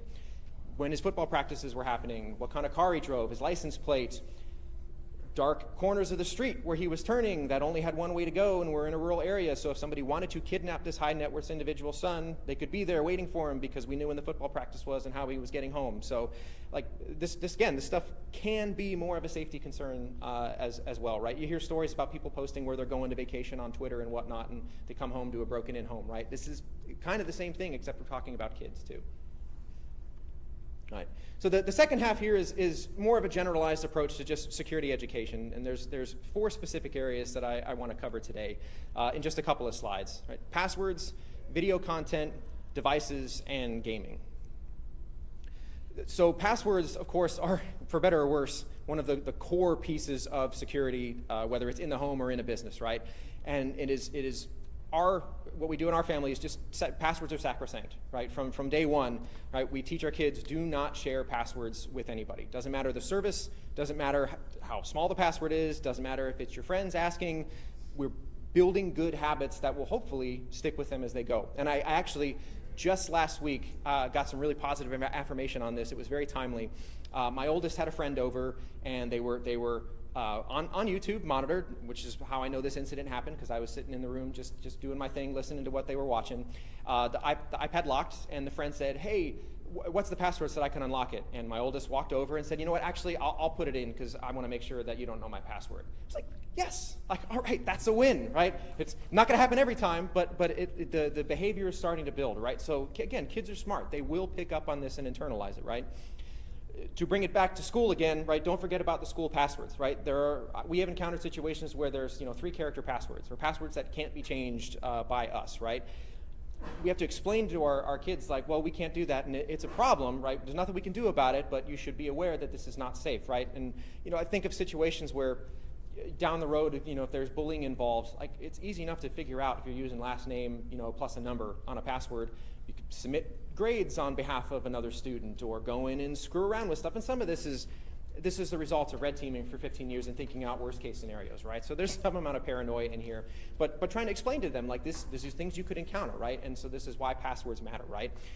So what we try to do with our kids is silly sentences, songs, things that they're gonna remember that are, end up being 12, 13, 14 characters long, but they're things that they will remember. We always say, don't use the pet's name, don't use your favorite things, right? Think of a song when you're doing this, and that's gonna be your password, right? And there's spaces that you can put in song lyrics, and so you get your special characters, capitalize the first word, and then you've got a strong password, right? So again, kids are smart. They can figure this stuff out. When it comes to video content, unfortunately, this is another unavoidable subject, right? They are going to encounter YouTube, regardless of where they're at and what ages they are, right? Other platforms. For us, it's all about time boxing and more monitoring, right? We keep an eye on the content. The time boxing helps to mitigate some of the potentially addictive behaviors associated with the video content. We don't do any short form. They're not on TikTok. They don't do the YouTube Shorts. We limit that through the YouTube Kids app. Which is pretty solid. The algorithm is still scary, right? We don't let them go from video to video following the algorithm. The tracking is also disabled, something you can do within the Google accounts as well. But we say this is a creator that we generally will approve. Again, never unsupervised, which is, again, a reoccurring theme. But this is generally how we handle the video content. When it comes to devices, we found that the parental controls are really the key, right? We are, for better or worse, a very Apple-oriented house. So we have iPads and iPhones at home. The screen time is really, really useful. This helps reinforce the time boxing. Kids get an hour of media time right at night, whether it's TV, iPad, whatever. But at 8 o'clock, it's off. Sorry, that's the end of the night. And there are complaints, but in general, they're good, right? After they got used to the idea, they said, okay, it's 8 o'clock, so we're done with it, and on to the next thing, right? It's easy enough to disable if you need something. You can whitelist apps as well, which is great. So things like we do let them onto FaceTime, more of an emergency situation if they find themselves in the house. We don't have a landline because apparently landlines aren't a thing anymore. So they have the ability to FaceTime family and us if they need it. But things like Netflix and Disney Plus and all that shut down in the time boxing, which is great. I've used Android and Fire's equivalent controls in the past. I've always found the Fire controls to be clunky. Android, it's been long enough since I used them that I can't speak to their efficacy or anything like that. But they all have it, right? All the platforms have the ability to do this. And it's a pain. It's a pain to set it up. It's a pain when they're working on something and 8 o'clock comes and it shuts it off, and then I do have to go and unlock it or whatever. But you tell yourself, long term, this is the right thing to do, right? It's a lot of work, but it's the right thing to do. I do want to note that I'm not terribly concerned about content filtering just yet. They're not quite to the age, and we're not letting them on the internet, Googling for everything under the sun. But I have a home firewall with some web filtering that I've played with around here and there, and there's products out there like Firewalla and others where you can do that. So when the time comes, that is something that this talk version 2.0 in another couple of years will likely feature some of that type of stuff. Gaming's the last bit here. We use Steam. Both of my kids are into gaming, and Steam seems to do the trick for us. We have a kid account, a family account attached to the child Apple account, which is also a thing. I didn't mention that with devices, but the child Apple accounts are really, really easy to set up and use as well. What the library sharing, I wasn't even aware this was a thing until recently. It means I can pick content like games out of my library and share them directly with my kids through their libraries. And if they get a game added to their libraries, it shows up in mine. So I can monitor what they're playing and what they're doing and games that are there. Steam also has search filters and things you can implement, and I have turned off the store for both of them unless they there's something that they want. Then we go in together. In terms of online gaming, we basically nil, right? We do some known friends only gaming, but they're not quite old enough yet for that to really be on their radar, so it's another thing that's probably coming in the next couple of years. We did give Roblox a shot. I like the kind of pseudo programming applications and whatnot you can do with it. We put the parental controls in place, but I will say, like, first or second game my oldest got into, the inappropriate content immediately came through, and I was like, sorry, we're not gonna be able to do that, bud. And moved on to the next thing. And again, there were tears and there were discussions and some arguments, but long term, it's the right call. Just not quite there for it yet, right? Just to say you're not quite old enough yet. I don't know if you'll be able to hear the sound for this. I'm going to turn it way up, and maybe I'll hold the mic in for the online folks. But this is an online game, and of course now I'm blanking. What game is this? With the little tiny characters running around. Among Us. Thank you. So Among Us online. This was a situation where there was a kid who gave out their address to a room. Now, thankfully, they did the right thing and were like, oh no, like you don't want to do that. That's not a good thing to do, and educate. But it's very clearly a young child, and this is the kind of thing that can happen with unmonitored gaming going on. What's your mailing address? I want to send you something in the mail. Okay, do not tell anyone your address. Don't ever do that again. Okay. Did he do it? Did he actually do it? Yeah, he told me his address. I'm a girl. It was a test. Okay, well, don't tell people your address, okay? Okay, but you said you wanted to mail me something. I'm a principal. It was a lie. If anyone else asks you about your home address, what do you say? No. There you go. All right, let's go kill some people. So again, it turned out for the best, right? But still, I got to think, as a parent, this 8, 9 maybe years old, maybe even a little younger. What are they doing online? What are they doing online gaming like that? Just food for thought, right? So to bring this all to a close, and I just have a single slide here, right? To reiterate, all of this is difficult, and we're not doing things perfect. And like I said, eventually there are going to be photos that get out there, right? This was the first year that we did a at the bus photo for the first day of school and whatnot. And the neighborhood knows we don't post online.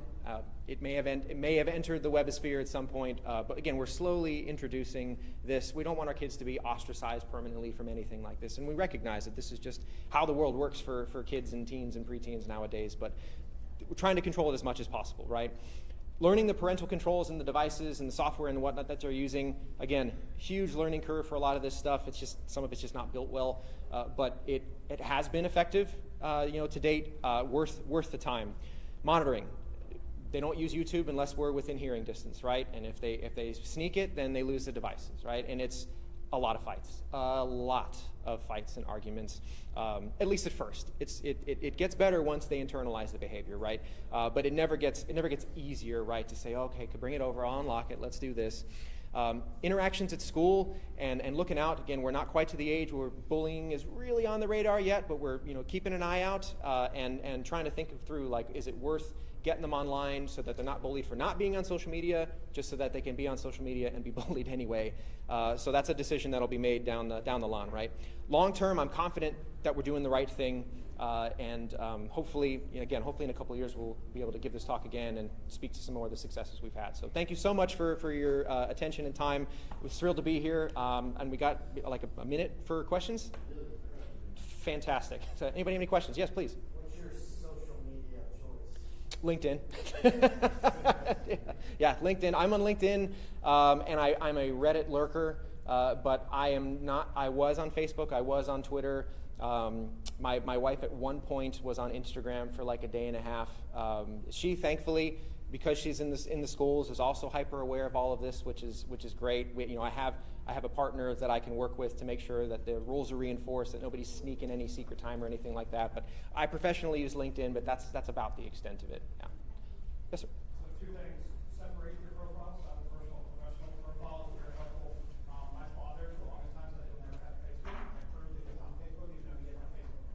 Yep. So it didn't take me long to prove out that even if you say you don't have social media, you have social media. It's there. As an adult, to your point, I shared some links, and I'd love to share some stuff with you where I've done some research around this as well. I am the last parent. I feel bad about it after a while, but for the most part, I trust my kids and going. I have a 9 and 7-year-old. The 7-year-old has gotten to her room. Twice. Yep. My 9-year-old got in trouble twice. So they understand there is hard work. Yep, and that's the consequences, right? Yeah, being aware of the consequences and reinforcing it. It's you want to build the habits for when they are on their own and and there's no restrictions. And then the last thing I'll let go is because we're speaking like this, I've already had a deep fake come to my family of my voice because I speak enough that my voice has been called. They called my mother called me back, they called my wife, and it's been my voice already. Just because we give public speaking and it's cool. Yeah, absolutely. Yeah, thank you for that. Yes. Yeah. Oh, yeah, please. How do you handle other family members that want to post pictures of your kids? We don't, and if they do post it, we ask them to take it down. Thankfully, to date, we haven't had any situations where they just outright refuse to take it down. If that situation came around, at this point, I would probably, depending on the picture and how many there were, we might let it go at this point. At first, it would have been a real divisive moment because again, setting the precedent as they were born, when they were young, that was really an important thing. But thankfully now it is normalized within the family, so everybody knows, oh, we're taking a big picture. Okay, the Smiths can get out of it, right? And that's okay. Yeah, great question. Thank you. I was going to ask if you could demonstrate a PLF. Oh, do you want me to fall over here? I might. I'll do it with you. Yeah, right. Any other questions? All right, thank you. So, yes, one more. No, elementary school age. Yep, yeah. All right, perfect. Thank you, everybody. Thank you so much. Take care.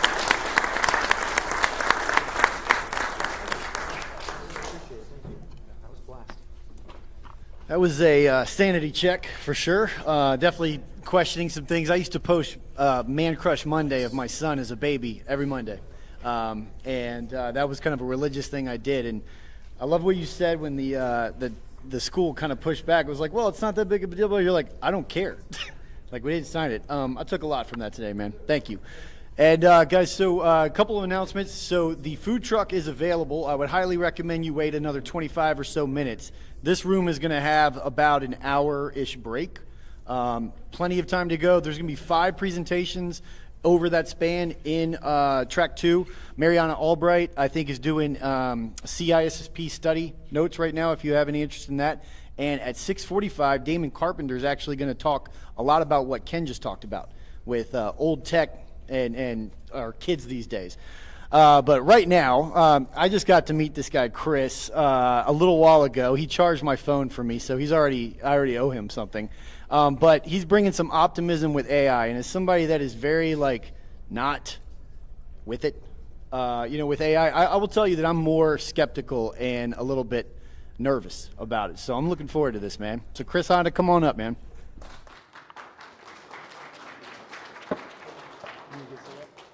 You need to get set up? You good? Thanks, Joe. Good stuff. And by the way, did anybody not get a coupon for the food truck? Everybody's good? So if you go out the front and you see that window that has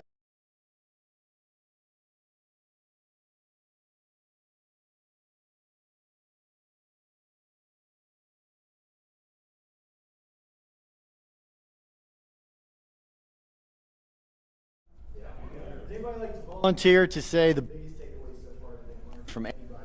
It doesn't even have to be a speaker. Has anybody got a big takeaway so far that they've got from this conference? That is sad. All right, I want you to chew on that, and at some point, yes, sir. What's your name? Lucas. Lucas. Good to meet you. Yeah, just on the last one, Ken stated the importance of the old school form of content. Yep. So just having a hard line on, Facebook Shorts, TikTok, that kind of thing. Nope, not doing it. Yeah. That's good. Good one. Because it's built, to be hyper addictive, right? I mean, everything else is built to be hyper addictive, but that is It's true. My son, he's really into basketball and the YouTube shorts with these little clips about, basketball players and whatnot. Watching him delay listening to my instructions now, I can see my kid's brain turning, It was a good point. Good to go? Yes, sir. All right, man. I'll take it over. Thanks, Joe. You get my notepad. Oh, you're good. You won't need any notes for this, Joe. Fair enough. Brandon is a cool dude. No, I honestly, I feel really inadequate having come up at this point. I honestly think you could just go back and listen to Joe's recording, and I think you'll have learned more than I'll be able to talk about tonight. But I'm here. I said I was going to talk. Please lower your expectations. I'm not an AI pro. I do a lot around it, but I'm not going to turn you into an AI or ML engineer tonight. Actually, if anything, we're going the opposite direction. There we go. Oh, no. We're learning optimism, again, by going the other direction.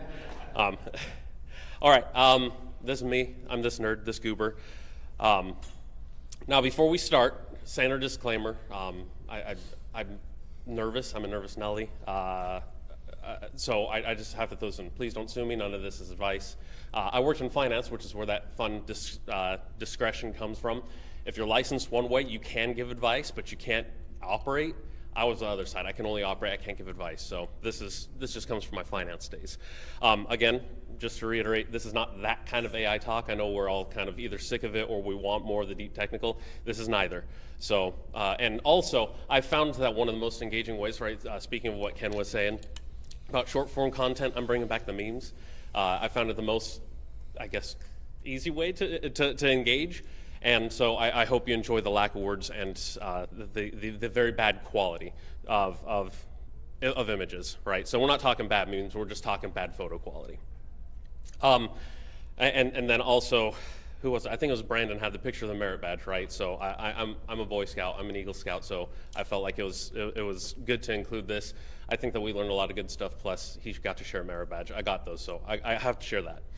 I don't have much of a technical background, not none. I used to be a software engineer, but I studied Korean before, and before that I wanted to be a band teacher. So I'm still trying to figure out what I want to do when I grow up, but I think we're all kind of in that same boat as well anyways. I've done a lot of different work at a lot of different companies, some of the more notable ones up here, including Wistic, where I currently work at. Thanks, Wistic, for keeping me around and not firing me.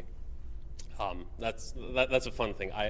When I started as an engineer and how I got away from engineering was because I was so bad at it. I'd come to my boss almost every day and say, look, I'm just not good at this. And he said, well, I'm not firing you today, so thanks, Juan, for not firing me.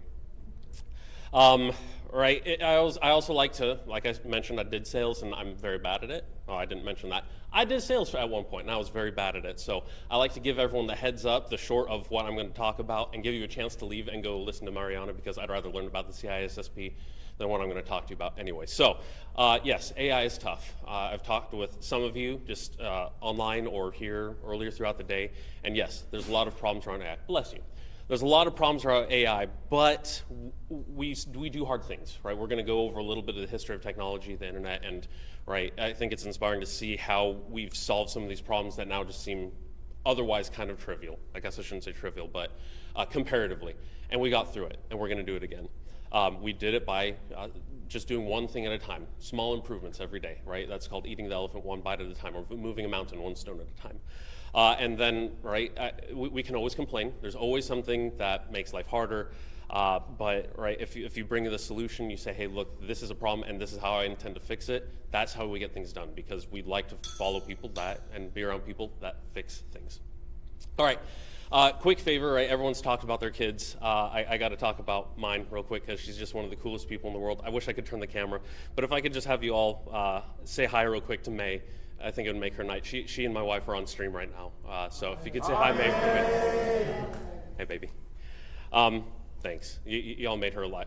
She wants to be an astronaut. She's going to be a stellar astronaut, and she's also going to be a ballerina and princess and amazing engineer. So let's. This is just trying to get her into as much of that as possible. So thanks everyone for that. All right, here we go. I told you we're starting with the memes, and the quality is terrible. This is what I meant by terrible quality, super choppy. So. Let's look at let's think about what we've done the last couple of years. I think I missed a slide. I think something got skipped. What I was supposed to ask is, how are you all doing? Like, I know, right, everyone's been talking a lot about AI and what that means, right? You look at all the conferences from late 2022 all throughout 2023 and what that's kind of been, right? When I was talking about this, like, yeah, it's another AI talk. How are you all doing? Meaning, I really want to hear from you if you have something to say about how you're handling all of this. No one's business is wanting to say, hey, we want to be the first company that's powered by AI to do thing. I just quit a company that was securing AI, so I spent 8 months down the rabbit hole. Yep. And how does that make you feel? I feel great. I'm glad. Yeah, it's fun talking AI, securing AI, isn't it? Anyone else? Yeah, right here. I'm working on making products, so I do cybersecurity products with AI, and I do a lot of conferences and talk to a lot of folks, but I think it's wild because a lot of the security concepts just kind of get forgotten by product teams. Like, they're just like, it'll be fine. Someone who's technical can do that. So you gotta check out that. And so there's a lot of work to do, and then just the education that folks have around it and trying to get people on the same page is really Fair enough. Yeah, whoever thought of secure by design or privacy by design, right? Just out the window. Yeah. Sorry, no worries. I will say the one fun thing about AI is you get to talk about jet construction. You talk about security and operations. It just comes up all the time. See, I knew I was going to regret. I've given a few AI-related talks, and I always start out with like Skynet and the Terminator and stuff, right? Like that's essentially the image that we think about. And now I regret not pulling that in. Right? There's been, thank you for sharing. Right? There's been a lot of wild stuff happening, right? When ChatGPT first dropped, right? I know Anthropic was kind of a thing. I'm sure, at that time they called it Bard, right? Google Bard, now they're calling it Gemini, right? It was floating around, but all of a sudden it's like, hey, right? I'm getting folks like my parents asking like, hey, there's this cool thing called ChatGPT. It's like, yep, maybe hold off. Right? Or at least be careful with that, whatever be careful means. And now everything is AI driven, right? Juan, team, cover your ears. But right, even my own company is now, we're like the AI VRM, vendor risk management, and you got to wonder sometimes, what does that mean? Juan, I know what that means, I'm sorry. And it's driven a lot of, what is the fancy formal government name for rules? Regulation, laws, right? Of course, right? Since the EU did something, that has to end up being the flagship that everything else gets driven off of. But like you look at Tennessee, I think Tennessee has a deep fake specific law. And each state's got their own thing, right? It's kind of like privacy, like GDPR did for privacy. Every state got their own flavor, and you don't know when the threshold is when you have to start abiding by it. But it's madness. It's wild, and I think that's part of what's kind of got us in the situation that we're in. Is okay, what do we do? What are the rules that we have to follow? And I mean, right, I think regardless of what state your company is in, what state of development, if at all, your company or organization is in, there's a lot of, hey, what if, what is, a lot of not knowing, and that's scary. So what are we going to do about that? There we go. See, it's just out of order. This is supposed to be after that. How are you? But we've seen this before, right? Think about the cloud. Now, of course, this isn't an exhaustive history of technology. I'm not qualified. As much of a history nerd as I am, I'm just not qualified for this. But we've seen this before, right? The cloud, the last decade or so, right? Clouds, they're not moisture, it's just Linux servers that someone else owns. Who knows what this is? I know some of you should know this, but I want to see roughly if you know what this is. Okay, so this is not the early internet. This is the early precursor to what is now the internet. This is ARPANET. This is circa, I want to say 1969, if I'm remembering correctly. But right, who would have thought that however many years ago, this is 60-ish, 50, 60 years ago, that we'd be able to do what we're able to do with devices that didn't really exist in the average household back then, right? It's kind of amazing. So, right, a callback to we've done hard things before. Right, the young lady up here is Margaret Hamilton. She hand wrote that code, which ended up being used for, again, if you know the history better than me, please don't lambast me, but I want to say it was the Apollo 11 mission. This is what got people into space, essentially, at one point, handwritten by this woman. And when we think about early personal computers, right, before, right, when typewriters were the most technologically advanced thing in some homes, this is what we had. Now look what we have. We have computers that have far more code, far more intricacy in it than it took to get us into space, onto the moon, than what got people introduced to what we consider pretty basic elementary, you weren't supposed to see that yet, pretty basic elementary technology. So we've done it before. We've done amazing things before, and we could do it now. There's a little flavor of that optimism, a little bit of that optimism, right? We've done hard things before, we can do it again. All right, I have a lot of people ask, I've had a lot of people ask, and you've probably asked yourselves and asked other people, should I use AI, right? Both personally in your work, should we use AI? I think facetiously, right? It's a pretty easy question. Do you want to use it? Great, go ahead and use it. It's pretty easy. You just sign away your rights, you click the I accept and understand the terms and conditions. You got to be sure not to read it, and then you start using it.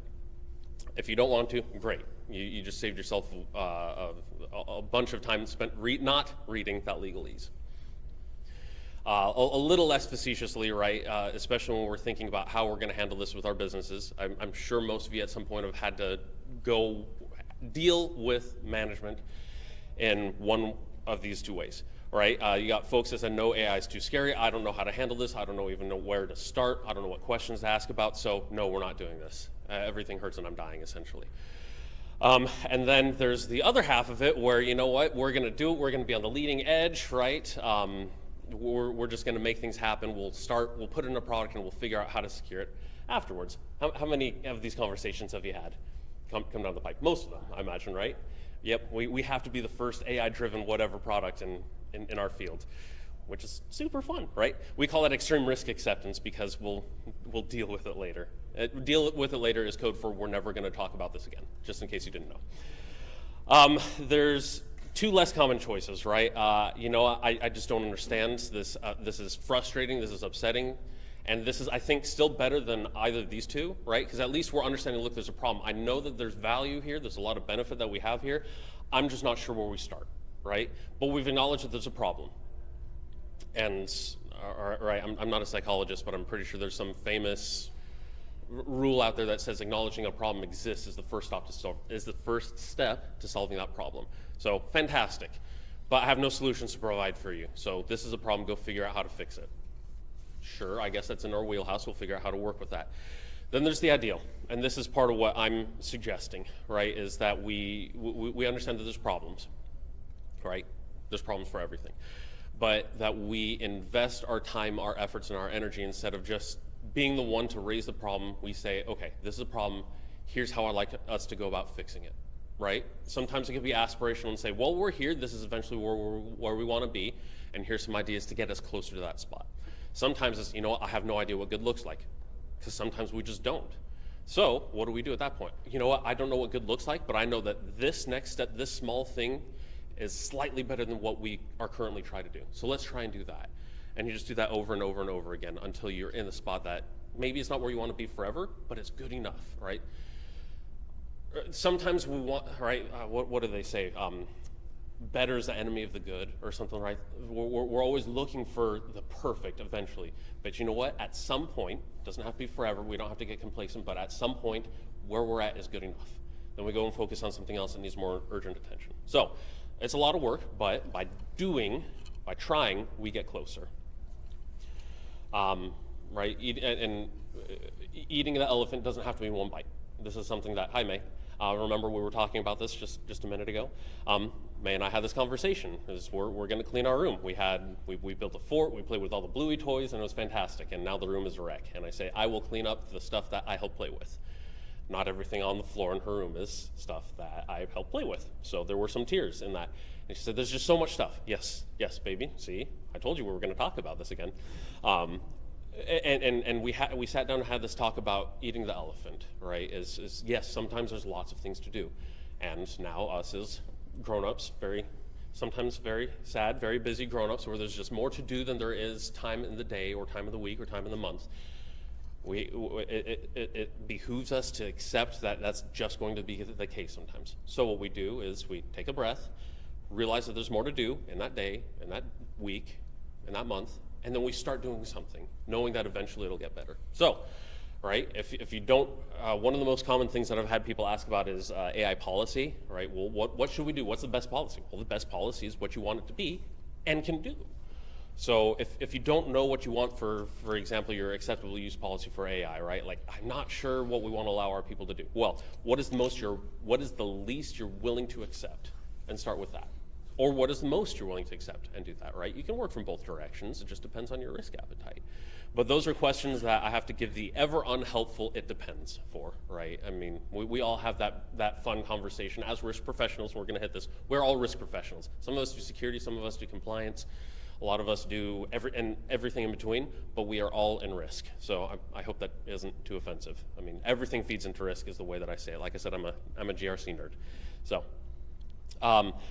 and with that, I'm going to just get it out of the way and we'll circle back to it. Everything. Everyone is doing GRC to some extent, right? Everyone's into risk, even if you aren't actively doing that. But GRC isn't a team or a department or a function. It's a skill. And it's something that we all contribute with. And I think the thing that we should be thinking about before we do anything, or say we're never going to do something, right, because it goes both ways, is what I like to call the Jurassic Park rule. Obviously, I didn't come up with it. Dr. Malcolm over here did, and in a less eloquent way, right? It's stopping to think whether you should do something before you think if you could, right? It's easy to think about the possibilities of what's out there, and I think you should. I'm really bad at that. And I think there's a lot more visionary people that have a lot more outsized impact because they think, what is possible? What can I make possible? And that's great. Before you shoot yourself in the foot, step on the rusty nail, right? If we're getting into Home Alone, because it's getting cold back at home for me, right? So we're getting to Christmas movies. Home Alone is a Christmas movie. Think about whether you should, right? And if your conclusion is that, hey, look, AI just isn't for us, that's okay. And I would recommend and support your decision to then go to leadership, go to your management, go to your product team and say, hey, look, I don't think this is why we should be using AI in this way because, right? I want to help protect us. This is our business's mission is to make money. I think this is going to cost us a lot more in the long run, right? It's okay to have those disagreements because you're there to help support and protect the organization. Boring slide, just a heads up, no pictures, or at least no fun pictures. Can't remember if there's no pictures at all. I said it before. And a plug for last year's Simply CyberCon. I've been really fortunate to be part of the Simply Cyber community. I spoke last year, and like I said, GRC, nerd. So if you want to hear me ramble about that a bit more, go ahead. If you don't have a severe hatred for GRC, and I know that's a thing, and especially it tends to be a little bit more there in the more technical security world. I know because I've played both sides. I started security, and then I got a little into more to compliance. So I understand the frustrations, but I mean it as a compliment, is that GRC is a complementary skill set that is not owned by any one department or team. Your org might have a team that's risk or compliance, but I think by doing GRC things, you are doing yourself and the rest of your organization a favor, because you are able to speak that common language that businesses care about. How do we avoid risk? How do we manage risk? Which really means how do we make more money and how do we keep more of it? All right, so what do we do? Joe, I have about 5 more minutes, right? Rock on. So what do we do? Right, we've had discussions. Talk with your kids about it. Volunteer in your schools. I've been more and more conferences where educators, where people working education adjacent in schools and universities, just saying, look, there's varying levels of technical competency. It's never too late, never too early to start working with your kids, to start working with others in the educational community, right? Your kids spend 8+ hours a day at school. Might as well make sure that they know how to do so safely, right? Like we heard Joe talk about earlier tonight, right? There's the political level. I mean, I know he didn't go that deep into how politics, how government works with it, but I mean, he made the leap. There's obviously some sort of connection there. So I guess also, right, we have election day coming up pretty soon. Be engaged citizens, right? We're in a profession, we have unique insights that a lot of other people don't. This is a unique opportunity for you to give back to society and make the world a better place, even if it's just a small corner of where you happen to live, right? Be involved. Work with others. I feel like we're getting like Sesame Street-esque, right? But nothing happens in a bubble anymore, right? We don't have we're past the day, and it's really sad for me because I think I missed that ship a little bit, where, you know, we just kind of sit in front of a computer in the basement, we build something really cool, we ship it, and we don't have to talk to anyone. Yeah, we can't do that anymore. So embrace it. I get drained by being around people too, but you know what? We get more, right? People are multipliers, especially if you're willing to put out that energy a little bit, all right? Work with people and see the outsized impact that comes from collaboration. In other words, Mr. Nike says, just do it, all right? It doesn't matter what it is. Try your best to make something good, think of something good, and just do it. You can always try something different later. Another boring slide. Right, this is something I think a little bit what some of you might have been hoping for, right? How do I do AI, right? This is technically there, or a little bit closer. This is, if you were asking me in all seriousness, hey, this is a specific problem that I have with AI risk related, this is something that I'd tell you about. These are some resources I'd tell you about, because there's no sense inventing the wheel. I've had a lot of conversations saying, hey, my boss said that we want to come up with our own framework and standard and process for how we're going to handle this particular.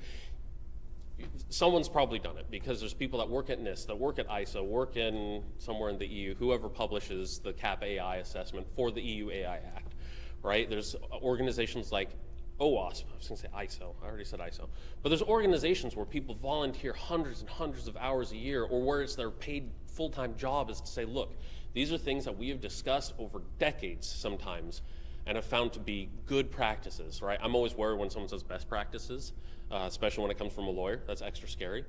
But, right, don't reinvent the wheel. You're more than welcome to go on Google. There's this fantastic thing called Google, and chances are you'll find something. It doesn't have to be perfect. It doesn't have to fit everything the way that you need it, because it's just never going to do that, right? It's kind of like both Ken and Brandon said. You can pull stuff off Google. It's not going to fit you exactly, but you have a starting point, and that's the most important thing that we said back here, right? Is just to start. The path will become more imminently clear as you do more things, is essentially what I'm saying, all right? I mean, it's the same thing that we learned about cooking, about baking, about working with wood and electronics, right? Building computers, about coding, about networking, infrastructure, right? The way that we learned how we do our craft is just by doing. And I put out, maybe in a bit reductive manner, but this is just another skill. This is just another piece of technology, another piece of software that we get better at by doing. The more we touch, handle, practice, break, unbreak, That's how we get good at this. And I think that's a big part of how we get the scaries. I know I didn't really hit that before. One of my big things is I like things to not be scary. And I like to help them get less scary. I'm telling you, that's the magic trick, the silver bullet for anything, getting anything to be unscary is just do it. Do your best, do it as safely as you can, and then you expand your borders a little bit more. You expand what you're willing to do and willing to try just a little bit more. Right, set up that home lab, for example. Build something. I got a good friend that I do some consulting work with. He's been trying to build a less expensive version of Jarvis, the Iron Man Jarvis. So, and he's learned so much. Like when he started that, like I was telling him like, hey, here's some things that you might want to look at. And now he's talking to me about things that like I didn't even know that was a thing. And I think it's very non-specific, but I hope a very applicable example of, look, like the more you do, the more things you're going to find out. The exponential learning that you already do by reading and talking about it just gets that much steeper once you start actually doing. All right, I told you this is what we're going to talk about. I think I'm just like, ooh, I'm like 30 seconds ahead. Yes. Thank you, everyone, for coming to Simply Cyber. This is just one of the best communities. I hope I didn't bore you too much, and I hope there's not too much regret staying here instead of listening to how to pass the CISSP. I mean it 100%. I think that was very engaging, and I'd encourage you to go listen to the other Track 2 stuff. They're fantastic folks. They have so many great things to talk about. If you'd like a copy of the slides, it's here. I think they're public. If not, request access, and I'll definitely do that. I also stay off LinkedIn because Ken is like my hero. I didn't know him until before, but he's my hero and about staying off social media. But LinkedIn, I kind of have to for my job. So I'm happy to chat there about anything vendors management because again, GRC nerd. But thank you so much for your time, for your questions, and if you have any others, we're happy to talk to you about it afterwards.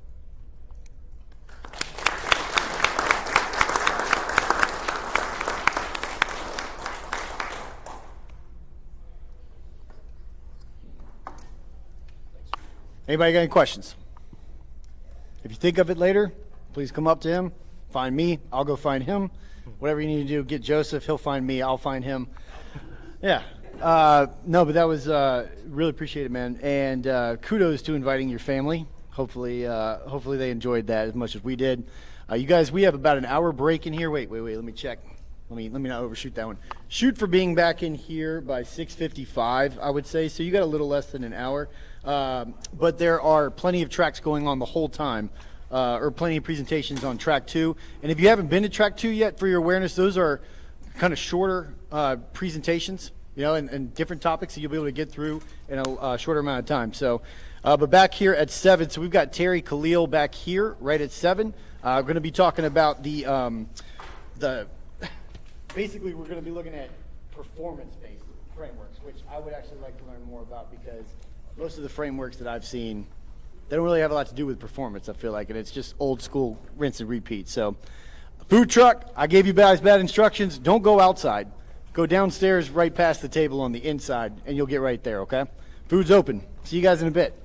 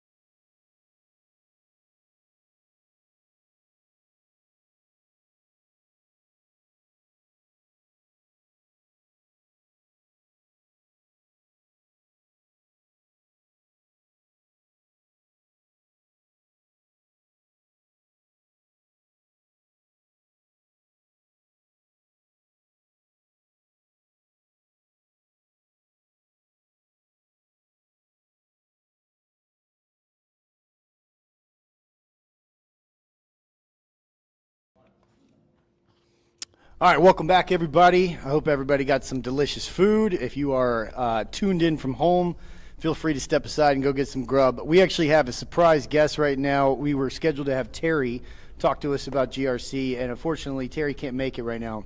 So we've got someone that I met last month in South Dakota. Her name is Christina Pollica, and she is known as the librarian, I suppose. But I'll say that she's brilliant. Made a very big first impression on me. So as much as we're going to miss Terry, I'm very excited to see this sort of impromptu presentation. I'll give it to you. Thank you. It's easy to make a good impression when you're at a really nice restaurant with free drinks. I'm Christina. I know that you weren't expecting to see me, so I appreciate in advance for your grace and patience. My job day to day is talking about SEO, which is search engine optimization, as well as other digital marketing techniques. I know that there's been courses associated with Simply Cyber that have helped people with content creation or becoming cyber content creators. A lot of that in this situation looks like YouTube, but there's a lot of other platforms or methods that you can become a thought leader in the cyberspace, etc. So I'm going to talk a little bit more on the blogging side, where potentially you're writing articles versus YouTube content, or possibly on your own website, you can have content that Google can scrape and then help you be found when people are looking for content like yours. I know a lot of you are probably started your searches of which certifications should I have to break into cyber, how should my resume be updated, etc. And a lot of the advice has been create content so people can know what you're doing and what you're working on. And these are some of the tips that might help you be found when other people are looking for what you're looking for. So I brought up a couple searches. This isn't necessarily going to be for cyber per se, but I'm just going to look for where my stuff is. Okay, Google Trends. So one thing when we are doing searches, I work for a company that serves K through 12 schools primarily, so I'm going to use those as an example. Google is constantly changing. They're constantly tweaking their algorithm and running experiments so they can test out what searchers are more likely to engage with. So that being said, when I do a quick search, I might get something, or it might look one way right now, and then in a minute it might look another way, again, because they're testing those different features. What's important is when you do write those blogs, what are the best certifications to work in a SOC? What are the best certifications to become a CISO, etc.? What you want to do is make sure that you are matching your content for keywords that people are typing in. So you can start to think of, when you were just getting started, what were the type of phrases or questions that you were typing in to really help. And then you want to match those keywords. So in this situation, why boarding schools, etc. If I'm a parent or even a student that is considering something, and in this case, in this example, it's boarding schools, I'm going to type in why boarding schools. Why should I go here for besides all my other options that I have? So at the top, we see an article by a boarding school named Hotchkiss. And right underneath, it gives you right away, hey, here are 7 benefits of a boarding school. And it's scraping this piece of content for different keywords. So when I click on this, I can see in the content that there's challenging academics, peer learning, smaller class sizes, personal growth, etc. And that was being put on the very top as the answers to that question. So if you're going to reframe this into putting content out of which certification should I start with, come up with those 5 ways, those 4 ways, 10 things to consider when you're looking for a career in XYZ. Those are going to be your keywords, and you want to put them as titles so that folks can skim the article. And also, I just think it's better for engagement because people are more likely to click on something where they know they can skim versus a whole essay, like a National Geographic article. But also, the benefit is that Google is going to scrape those titles and put them here as the answer. And like I said, Google's constantly changing. So if I go to people also ask, what is the point of a boarding school? Clearly that's something somebody typed in. There's an answer that it scraped again from that article. If I type it slightly in a different way, benefits of a boarding school, we now have AI overview that's coming up on the top of Google. And again, it's really just scraping that content that you're writing in those blogs and those thought leadership pieces. And then it's giving credit back to your website or wherever you're publishing this information. So I can click here, what are the benefits of a boarding school from Marine Military Academy? So why this is important is because everyone has started out in the same place you have when you first broke into cyber, etc. So take stock of what those questions were that you had in the beginning. And then ask yourself, okay, well, how would I answer this now if I was talking to past me who was first breaking in? And those will be your titles. And those are called H1 headers, by the way, if you're working on the back end of a website. And Google has that in their algorithm to indicate that that's one of the most important parts of that article. So that's why they're scraping it and putting it into answers like these. With AI coming on, with generative AI to Google, the thing that Google craves more than anything else now is thought leadership, expertise, genuine thought, like original thoughts, and that's all you to come up with that. So if you have, maybe you say, you know, I've been through this experience, I want to share it, I want to tell people how I broke into the industry and make it easier for somebody else to come along behind me. But I'm not the greatest writer, and I failed English and had to retake it again.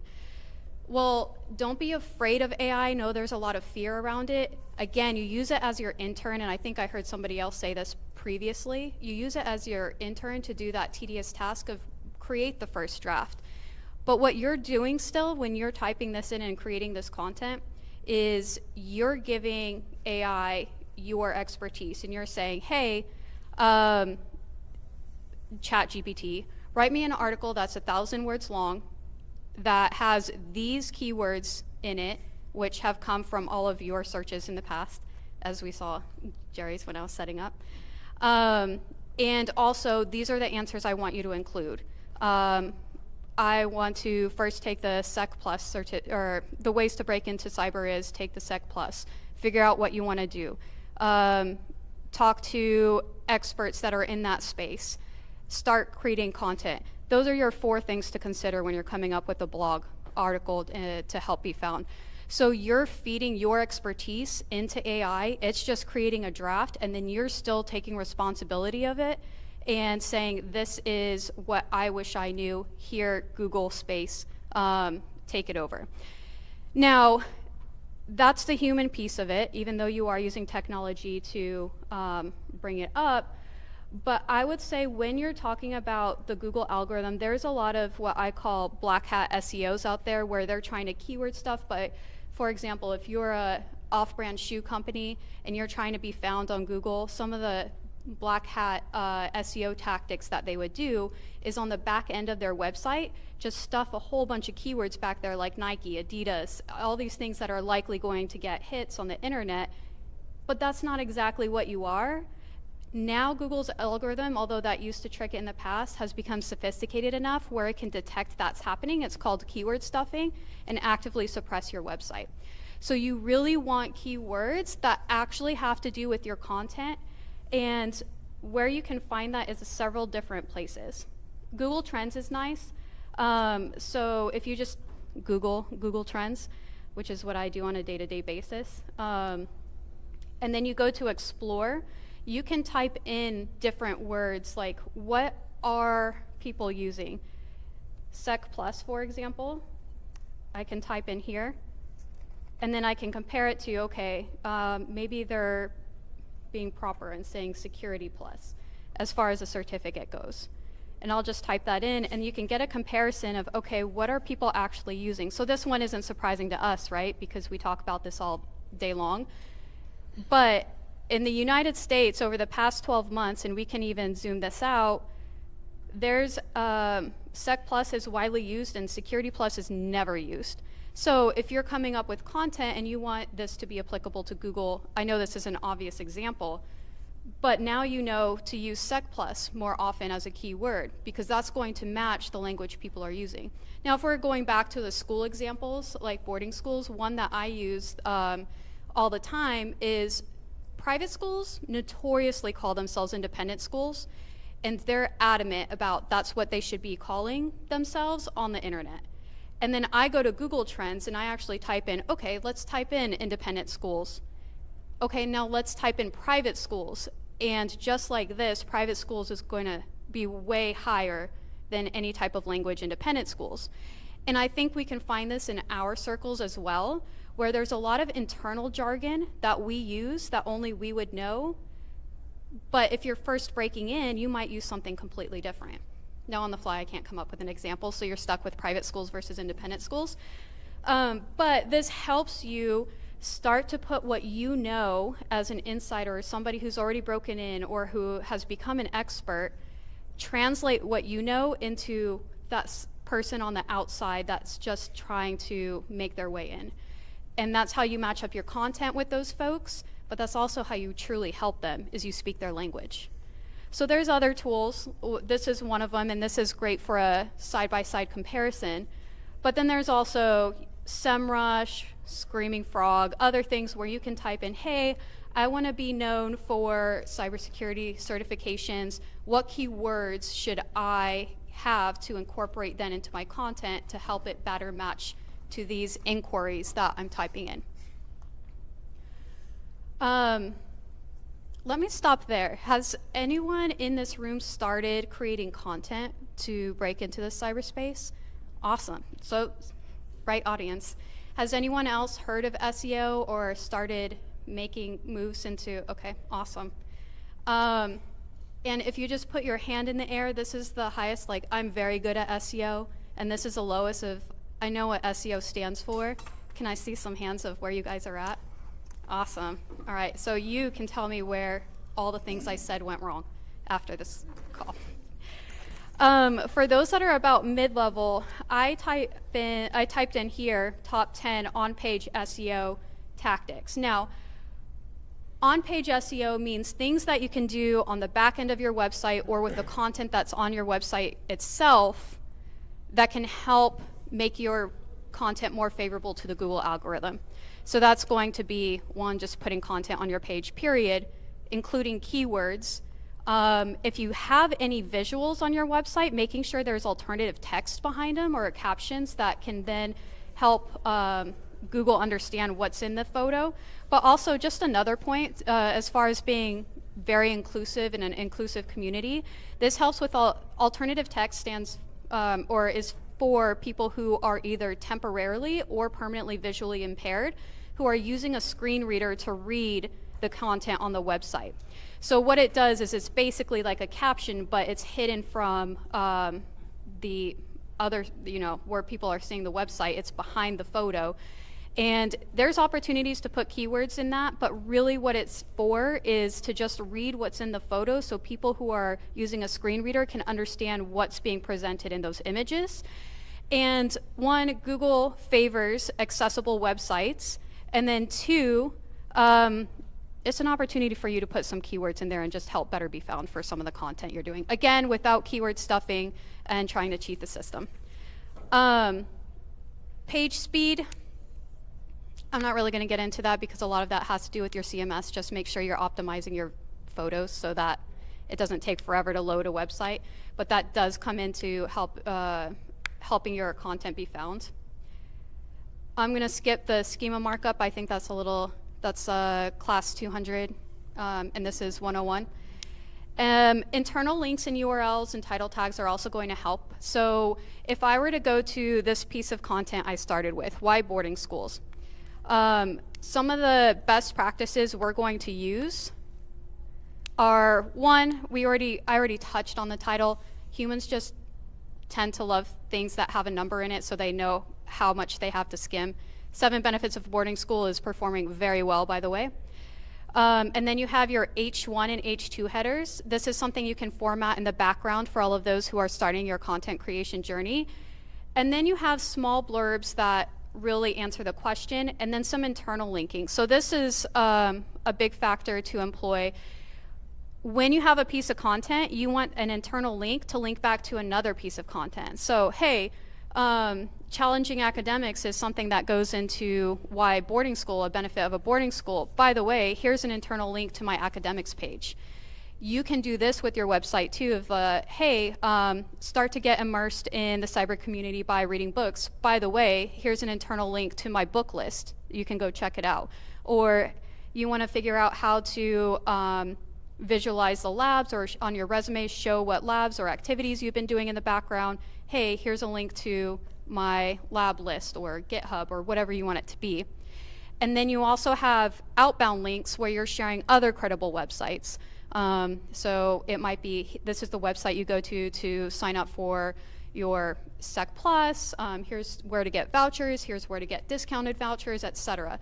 So you want to make sure that you're not just writing an essay and then that's all there is once they get to the bottom. You want to constantly make it so that someone has somewhere else to go, especially if you're pointing them back to your own website in another way.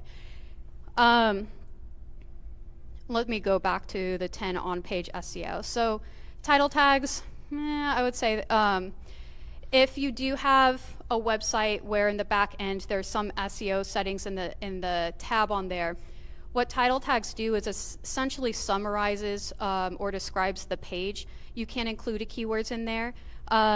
Google's just naturally going to scrape something on the page that it thinks is going to be the best use for its searchers, or that's something that's valuable for searchers. But you also generally have the opportunity in most websites to go and type in a summary for that page too, so you can make it better than what you think Google's currently doing. Now, everything we do on the back end of our website is an influence campaign with Google. It's not that you have full control. So if you put something in there that's very fluffy or marketing or doesn't match the content at all of that page, Google's going to say, no, I'll handle this. Let me scrape something and put it there. And what I mean by that is when I'm typing in benefits of a boarding school and I go down here, this is a title tag and this is a meta description. So just to visualize it. This is the page name, if you will, and then something that describes it. And there's usually a place in the website to help manipulate what shows up here. By the way, here's another feature of how this content could show up. Benefits of a boarding school, bam, bam, bam. These are the ways that, or this is giving credit back to those websites, and this could be you for cybersecurity content. So the reason this is important, creating content like this, even I would argue, even if you do create content on YouTube, etc., I always think it's valuable to have a website as well that people can go to, and then you can recreate those videos into an article format so that it can be scraped and presented. But what happens and how you increase your SEO or your ranking or the likeliness that you're going to be found in features like this and higher up on the page is each time somebody clicks on this, so I go here and I'm like, oh, that's very interesting. I'm going to click on this link and be brought back to your content on your website. Google's taking note that you did something, you're providing value to its searcher. And my metaphor is gives you a little Google coin into your Google bank account. And then the next time somebody comes to search for something similar, Google says, well, this helped this searcher last time. Let me show it a little bit higher this time and see if they find value. They click on it, they find value. You get another little Google coin. And over time, and it really does take maybe years for traction, you're getting higher and higher on those page rankings. So next time somebody does search in, you know, what certification should I get if I'm trying to break into the cyber career field, they'll put yours at the top. So think of it not as your day-to-day banking account where you're constantly looking at the analytics over and over again. You're like, this hasn't moved. I don't know. The needle's not moving. There's no traction here. Why am I even doing this? It takes usually 2 to 3 years for it to really skyrocket. So think of it as your investment accounts, not your day-to-day. I don't know how much time I have left. Okay. Does anyone have any questions on this, or go ahead? So now that there are other methods of doing searches on the internet, just like ChatGPT, Yep. Perplexity, those types of resources, have you done any work? Do you have any recommendations websites, the content that you're posting for avenues like that, like for generative AI or perplexity, those types of searches? Yeah, they actually have their own name for it, which is escaping me. But it's basically SEO content made for, SEO for ChatGPT or generative AI. Honestly, the same thing is the same fundamentals that Google's really searching for. So Google's whole point of existing is to bring value to its searchers, which is why it's getting better at knocking off like black hat SEO, like keyword stuffing, because if they're going to present a website that has nothing to do with what they searched for, Google's going to lose to Bing, right? Like another search engine who can do it better is going to take over. So it's the same fundamentals over and over, where it might not be title tags and meta descriptions per se, who knows in the future, but it's still going to be that valuable content. And in most cases with SEO, we call this evergreen content in the industry, meaning it's going to be important now, it's going to be important later. So you have news websites that are like Kendrick Lamar and Drake beef, and that's like high on the list for a news article, but no one's really going to care about that in 5 years. We'll see, but probably not. People are always going to care about what's going to help me break into the cyber industry. How can I get a higher paying job to support my family? Things like that is great starts for content because they'll always be important. So, kind of an answer. Anyone else? So to some degree, someone could write maybe not a great content article, but follow steps that meet, like the titles populating and algorithm get a lot of traction, but it's not necessarily full of value. Is that possible still? It's still possible. I think it depends on the industry, honestly. Cyber, I think, would follow more of that education industry. But if you're selling flip-flops, that's a very small commitment. Whereas if you're trying to sell a boarding school education, that's a huge commitment. That acts more like it acts more like selling a mortgage to somebody, which is also a very high commitment.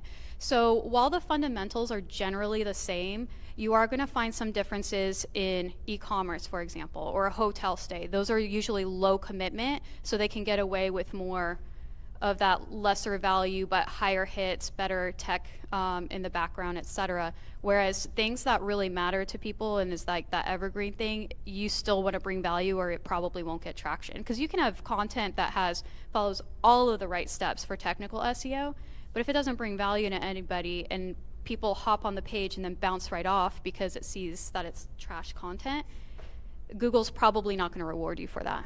Yeah. What would you consider to be easy wins for SEO if you were trying to optimize your page? Write good content. Write the content?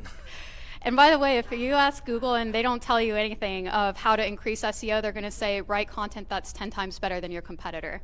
And you say, thanks, Google. Yeah. I'll go and do that now. I would say write valuable content, figure out what people are craving that doesn't exist. Now, sometimes you'll Google something and you get like results, and at the bottom there's that square that says, hey, did this not meet what you were looking for? Tell me what you're looking for, and Google will log it. There used to be a place in, I don't know, Google for content creators or something like that, where you can see all of those entries that people didn't have answers to or weren't satisfied by, and then you can go and create content by that. Google took that away. So what I would say, there's a couple different hacks. One, Google Trends, see what people are searching, because the other part of it is if you go to the homepage, sorry, I'm used to a Mac, so I keep getting that side menu. Unfortunately, we'll scroll down for something. I don't know. So it's a weird news cycle lately. I don't know. There might be something going on. But you can see what people are actually searching by search volume. So instead of comparing two different keywords, you can say, what are people actually searching for right now? A lot of it will be more of that newsy content versus evergreen, but that's a place.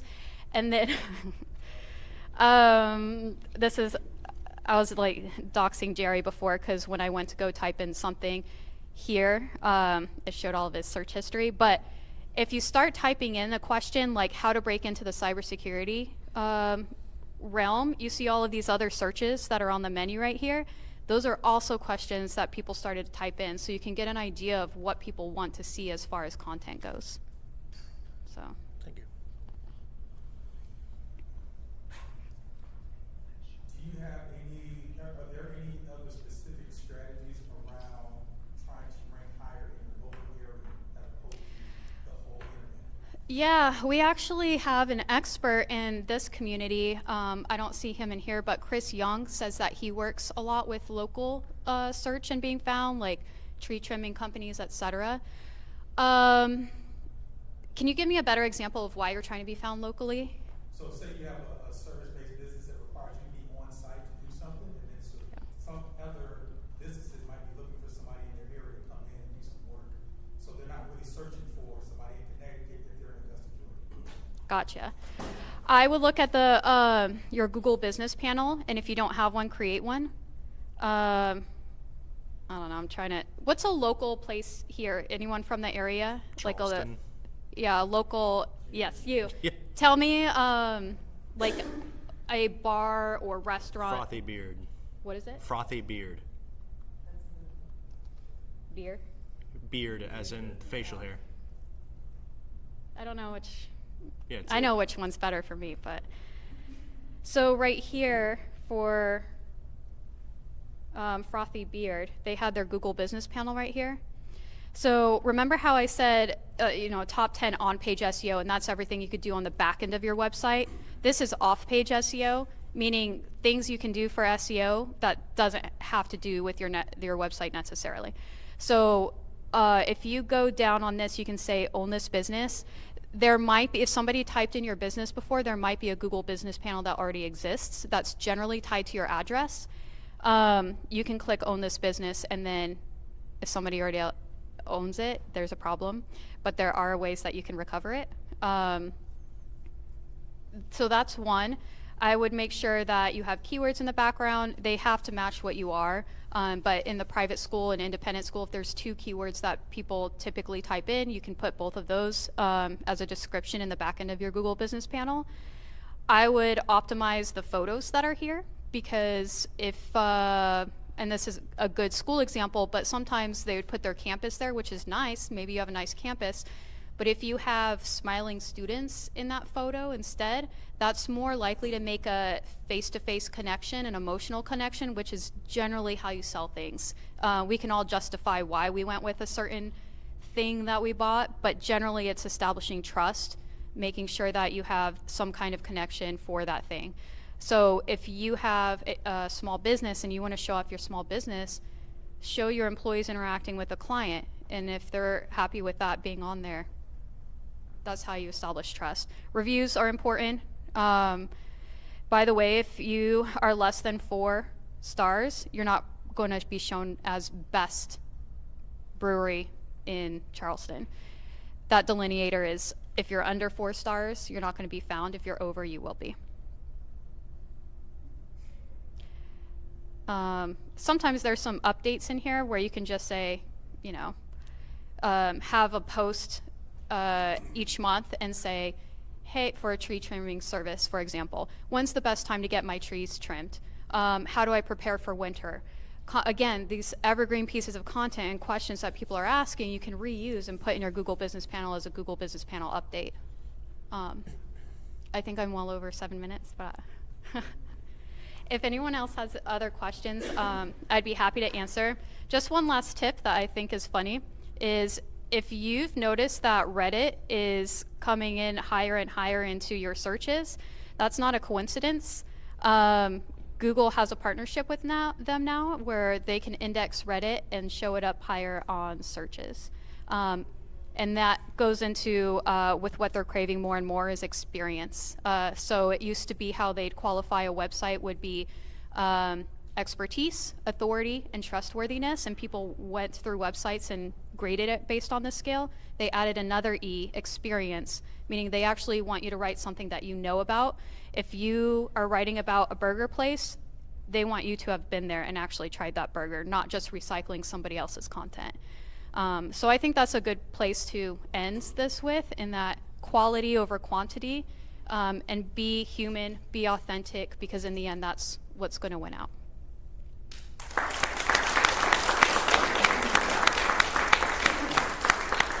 Thank you very much. I definitely just learned a ton. Does anybody in here write blogs ever? You write a blog? You write blogs? Do you write blogs personally or for your work? When I first started getting into cybersecurity, I was in a boot camp. Uh-huh. And like while I was trying to figure out how I want to put myself out there, I started blogging. Right? It was a strength for me because I was trying to use the tools that I have. Yeah, good for you. I haven't been keeping up to date with my blog because once I got my first job, I was just like, got a job. I think. Do you enjoy writing though, right? I do enjoy writing. I would highly advise you keep going with it. I saw a quote not long ago where the guy was like, if you have a creative thing that you're good at, don't stop getting better at it and getting good at it. And I love to write, but I've been writing recently for the company, and I find that to be very hard with SEO in mind. It's like I really struggle with this and trying to map it out so that people can read it, where really I'm just like, I just want to say what's on my mind and like what it really matters to me. I don't really think about this stuff, so I took some notes. I really appreciate the detail and also just you stepping in at the last second. So thank you all for engaging. Next up, we got Lou Vega, who has a really cool story. Did I pronounce your name correctly, by the way? So beans to breaches, right? And coffee to Appsec, which I'm let him tell the story, but I'm sure there's some other people in here that have a connector that doesn't sound like it goes together with cybersecurity, where we've come from. I know I taught little kids and wash dishes at a restaurant, but there's a lot of skills that I think can translate. We've all seen it. You all work with people, whether or not they're in cyber. But one thing that I will say, I don't know if everybody in here is employed, but I heard someone say earlier that I'm not in cyber yet. I'm still trying to get that first job. Please don't ever believe that. Like, you're here. You're in cyber if you're here. If you want to be part of cybersecurity, you're here. You're already in it. Employment status to me does not dictate whether or not you're part of a community or part of something cool. So I will say I'm not on the Washington Commanders just because I root for them every week. So that's a little different, but everybody here is in cybersecurity. So it's a Friday night and you're at a conference about it. So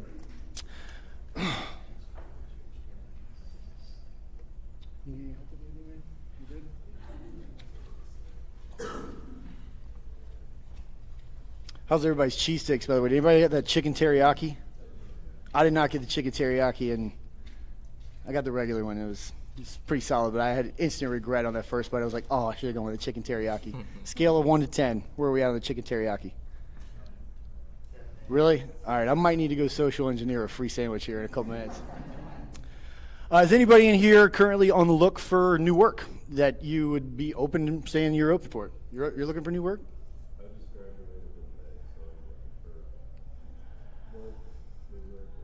Just graduated? You local from here? Yeah, I went to CC. Oh, nice. Okay. How's the search going for you?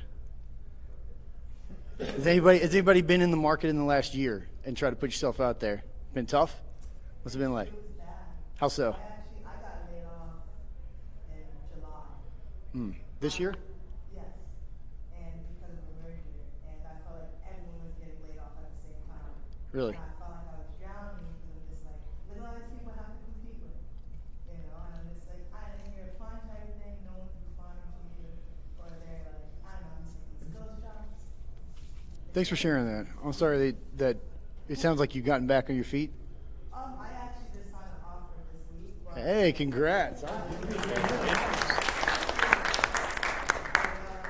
technical writer, so I actually, because I had started doing those blogs, it helped me get my foot in the door. Boom. What's your name? I'm Ashlyn. Ashley? Yeah, Ashlyn. Ashlyn. Great to meet you. Thanks for sharing. And what's your name? Nate. Thank you guys for sharing that. If anybody in this room ever needs any help looking for work, Joe Hudson on LinkedIn, shoot me a message, say, hey, I met you at Simply Cyber. The door is absolutely open. Please, feel free to reach out. Lou, you good to go? I think so. All right, man. Thank you. Hey, good evening. This is From Beans to Breaches, what a coffee maker can teach us about getting started with application security. And how many people think that this is going to be about hacking a coffee maker? Okay, good, because it's not. I had one person ask me that, and I said, unfortunately not. We're not hacking a coffee maker. We're talking instead about the mindset that is required to get these things working, and suddenly my computer's not working. I can't advance slides.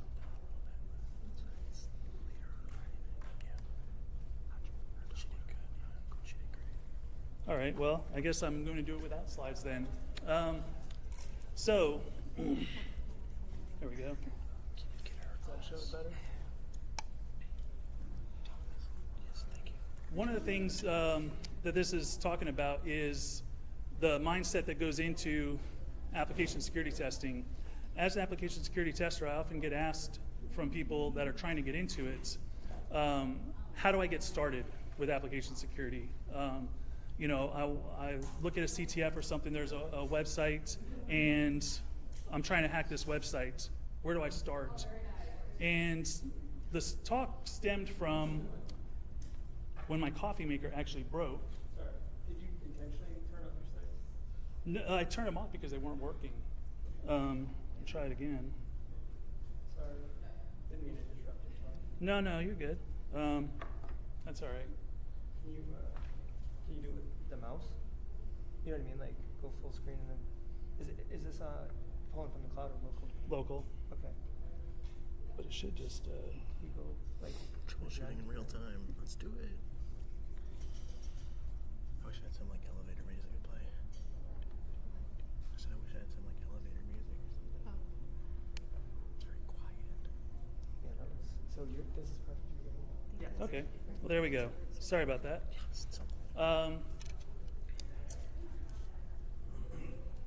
So back to this. How can this coffee maker actually teach you about getting started with application security? And what it stemmed from is that my coffee maker broke one time, and I started thinking about how does it actually work. Anybody here is a skateboarder? Perfect. Lifelong skateboarder? Yeah? So you look at this and you're not a skater, you just see something kind of boring. It's like a loading dock, some handrails, some steps. If you're a skater though, you're like, oh wow, there's a whole bunch of opportunity here. I can wall ride that wall, I can board slide down the handrail, I can grind down the handrail, I can do different types of grinds down the handrail, I can ollie over the steps.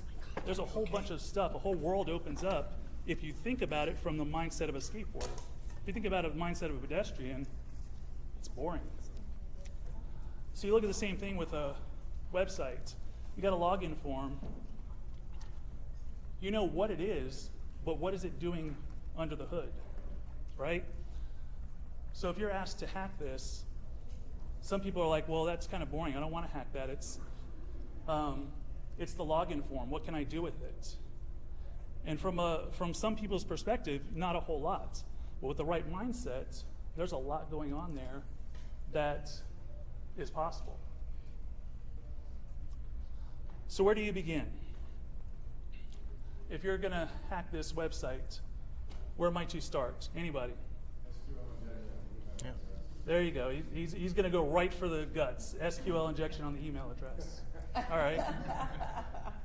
That might work. We don't know until we try it, right? Yeah? There might be a reflected parameter if you have a wrong login, like if you have an email address that doesn't exist, it can be reflected and you can have control over that. Sure. So you might be trying to gauge valid users versus invalid users. You know, if I put in an email address and it doesn't exist, do I get a generic error message, or do I get something that's specific? And forgot password, also known as the login bypass. Sure. Go for developer code and see what comes up with F12. Okay. Yeah, so there's a lot of stuff going on here. And one of the things I always say, I love starting out from something like this, because the other thing that most people don't think about, this being the login page, guess what? It's available to anybody on the internet that stumbles across that website. Some of the other stuff that you might do within this website, you can't get to it until you're a legal user of the website, until you have an account. If you can't get an account, you can still access this, and you might be able to get pretty far. So that, like I said, that stemmed from, you know what the coffee maker is, but you didn't think about how it does it, right? And so I didn't think about that either until my coffee maker broke, and I started thinking like, all right, I'm not an electrical engineer. I know it makes my coffee, but how does it do it? What's it doing under the hood to make it make my coffee? So I started thinking about it, broke it into some discrete little ports. Like, you know, there's obviously power coming in, some kind of inputs. There's a timer on there to make sure what time it's going to start my coffee in the morning. There's a heating element. There's a thermal regulator. So when the temperature gets to the right point, it's going to start the water over the stuff. And eventually I started thinking, okay, the coffee maker is not as complex as I thought it was when you start to break it into those little parts. So application security, kind of the same way. When you look at an application, and this one is much more involved, there's a whole lot going on in this application. You might become overwhelmed. You're like, where do I even start with this? There's so much stuff here that I could potentially mess with. Where do I start and how do I start? What am I going to do with these things that are up here? So anybody do web application pen testing already? All right, so you guys don't answer. But for the people who don't do it right now, what are some things that you might think about trying with all of the stuff that you've got up here? All those usernames. What's that? Those usernames. What about them? Use them, try them with Okay. just random password, 1, 2, 3, 4. Sure. Send it. Yeah, there's a lot of stuff going on here. You know, leads information. Can I click on anybody's accounts? Can I see other stuff? That's search bar. But again, if you're not used to that mode of thinking, you might not be thinking of all of those different ways. So I see a page ripe for attacks here. There's just so much going on. So let's take a look at the mindset that we're going to take. Application security attacks is, by and large, you know, 3 things that really get you your, most mileage with application security. You've got input, processing, and storage. Okay, if you break applications down to a very basic level, they've got input, processing, and storage. Input is your chance as the attacker to control logic and flow through the software. So that email address that you're trying to SQL injection with before, the password, whatever you're typing into those pages, those points on the web page, that's your input that you're giving it to. Now, the developer expects you to put in an email address because it says email address. They expect you to put in a password. They expect that if you click that checkbox that says remember me, that's all you're going to do. But as an attacker, you don't have to put in an email address. You don't have to put in a password. You can put in a SQL command. You could put in something completely different and see how the application responds. Okay? When you think about it from a perspective of a web application and that login, the other thing that's going to happen is, how is that happening? So it's taken an email address and a password. What do you think the developer is going to do with that information once you get it? You're likely going to compare it to something that they have already stored, right? So they're going to have to do some kind of processing with that data that you send it. The other thing I've got listed there, if an application does any kind of file parsing, that's a fun bonus because that's input combined with the processing, and that can make for some really fun advanced type of attacks. The other thing with this, if you're just getting into application development or you've been in it for a little while, there's an old book in here, 24 Deadly Sins of Software Security. And of those 24 deadly sins in software security, at least 9 of those can be mapped back to input validation of some type, okay? Another 4 of them can be mapped back to generically processing data. So again, you can have a lot of stuff happen just by taking advantage of this very simple roadmap. You like break it into just very simple parts: input, processing, and storage. What is the application doing under the hood? And then that becomes a very simple cycle. Craft your input, it goes into this black box, the software that you didn't write but you're trying to exploit. You observe the output that you get from that, and then repeat until breach, okay? Not all the time that you put something in are you gonna get the results you're looking for. I was just doing a web application pen test for a fairly mature company, and they had a lot of stuff that they were doing right. And I told them in the briefing that we gave them at the end, we found one high severity vulnerability in the application, and it wasn't in the code that they wrote, it was in how they implemented the authentication that they were using a third party for. So it wasn't even really their code, it was just the way they implemented it wrong. But their code actually was very resilient. And I told him that in the briefing. I said, it's frustrating as an attacker to try a whole bunch of stuff and laying down like what we tried. And we got nowhere with your software because you took our input, our malicious input, you rendered it harmless, and you gave us a generic error message, which from a developer's perspective, that's the best case scenario. An attacker's perspective, that's extremely frustrating because now, did my attack maybe work if I just tweak that payload a little bit? I don't know.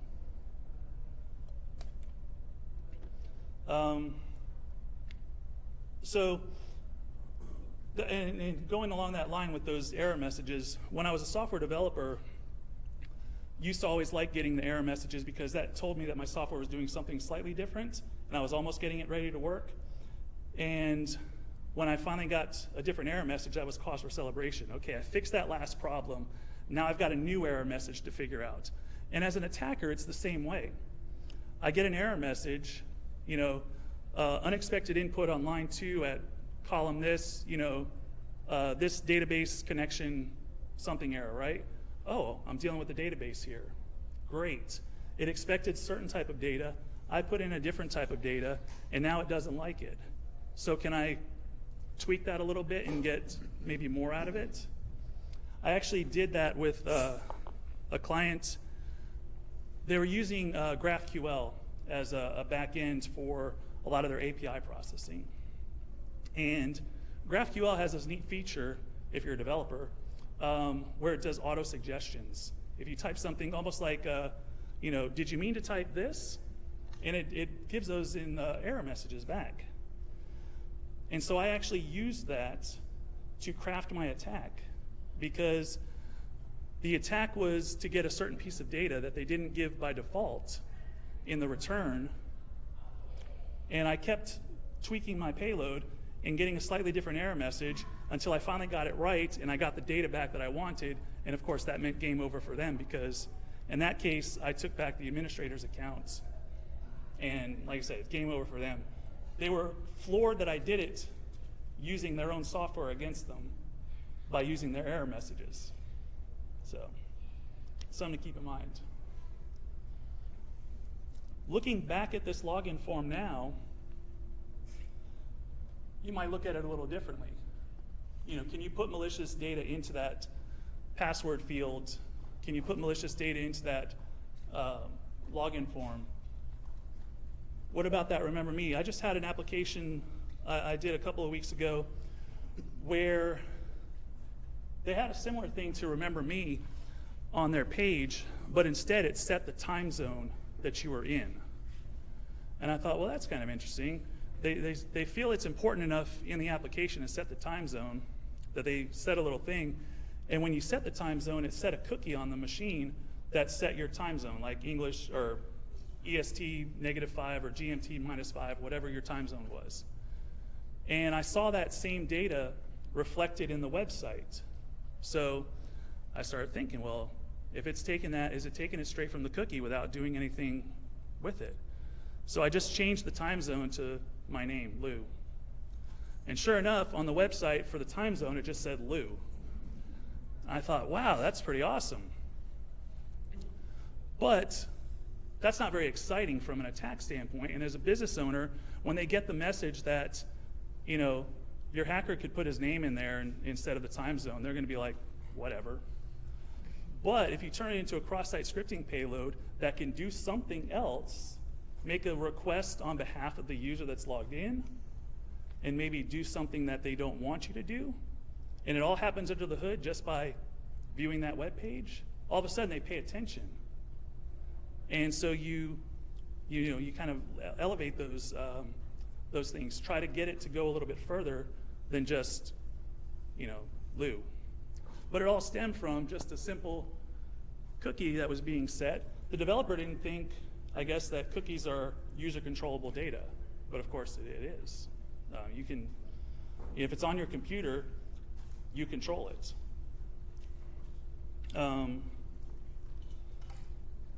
Let's see, we also had, looking at this page, if you look at that page with the eye of a more seasoned software developer or web application pen tester, you see a lot of different areas. Like every one of those profiles has pictures. And pictures, if they're uploaded, they can be malicious too. Some web servers will process metadata in a picture they'll process it without validating it. And basically you can embed commands in a picture that can then get executed on a web server. Not all web servers, but if you see pictures in a web app, it's worth trying. You see stuff there with, a lot of math stuff with the numbers. And one of my favorite things to do with applications that are dealing with money or numbers or anything like that is see how they handle negative values or see how they handle extremely large values. Eventually the application's gonna have a value that it can't handle. A lot of times that's int64 plus 1, max value plus 1. They've also got, can you click on any of those names and what happens when you click on those names? A lot of times you click on that name, you might see a number behind it. So if I click on one of those names there, the URL might just say, for Ray Miller, it'll say like /123. Well, if I change that 123 to 124, does it give me somebody else's account? And if it does, am I allowed to see that account? What if I put in a negative number? You've got stuff there with mail. Those send messages to other users. I actually had a one-click account takeover I did a couple weeks ago for a client. They had an internal mail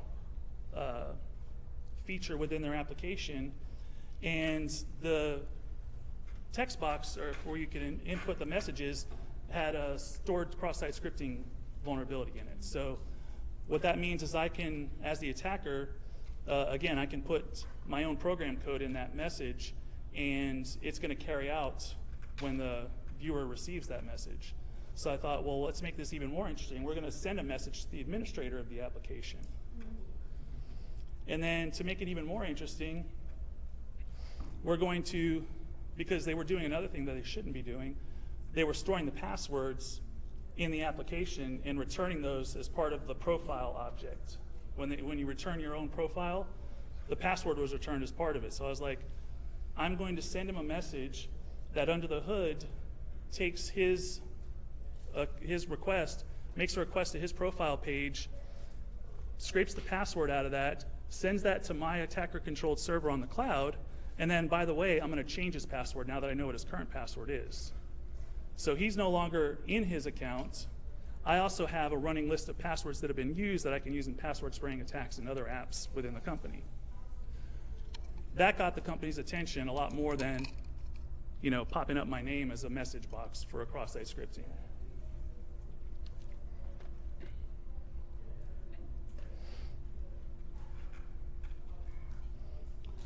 So some people are going to say, well, that's great, you got to have the right mindset, but there's got to be more to application security than just that. And of course there is. You're definitely going to have to, well, I recommend for people, if you're getting into application security, have a little bit of programming knowledge. I was a developer for 10 years before I got into application security. I'm not necessarily suggesting that you go out and become a developer for 10 years and then jump in. I'm just suggesting that you learn at least one language decent. All right, whether it's Python, Go, JavaScript, I don't care. Just learn a language and have a good mastery of it. Because after you learn one language, I can tell you as a software developer, most of the rest is just syntax. So if I learned one language well and I see code written in another language, once I understand a few of the key things about the syntax of that language, I can kind of understand what's happening in that code, even if I couldn't sit down and write that code. The other thing that's going to help with application security and with InfoSec in general is never stop learning. I had a talk with a guy a couple of years back. He had made the move into information security. He was an accountant beforehand, and he thought, I want to get into InfoSec. That's where the money is. That's where the jobs are. And he got into InfoSec. And then he's like, how do you do it? He's like, it's like drinking from a fire hose all the time. You constantly have to learn new stuff that's happening. He's like, in accounting, the laws might change, but he's like, numbers are still the same. Math still works the same. He's like, I'm actually leaving InfoSec and going back to accounting because I just can't deal with it.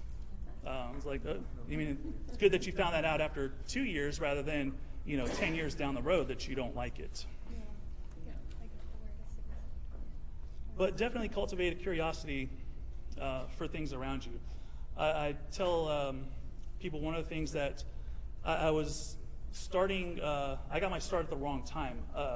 When I graduated high school, people weren't hiring hackers in that time frame. I was also the kid that was always taking apart stuff. My dad would wake up on Saturday morning and I'd have some electronic device taken apart and he's like, "You're gonna put that together, right?" "Yeah, I'm gonna put it together, maybe." But I mean, he didn't squash the curiosity. I was always trying to figure out how things worked, and he didn't squash that, so that helped. The other thing, brush up on your written and spoken communications. I always joke with people that are trying to get into the field, everybody wants to be a hacker until it's time to come to write the report. Okay? And it's true. You're not paid to hack, you're paid for the reports. And I told this to some high school students that I was mentoring. They said, "Oh, I can't stand my English teacher." I'm like, listen to your English teacher. She's going to guide you well, and you're going to have those skills when it comes time to deliver that report to the client. They're not going to pay top dollar for this crap report that looks like it was written by somebody in 7th grade that's texting their friend rather than a professional document. So pay attention to those things.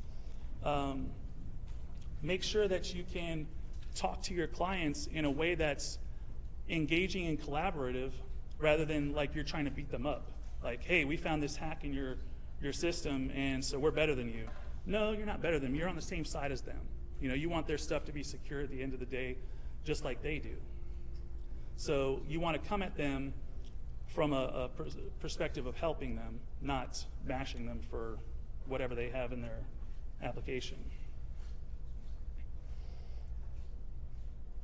But that brings me to a close. I'm probably very early. But thank you. If there's any questions or comments, I'll gladly take them. If not, thanks for coming and enjoy.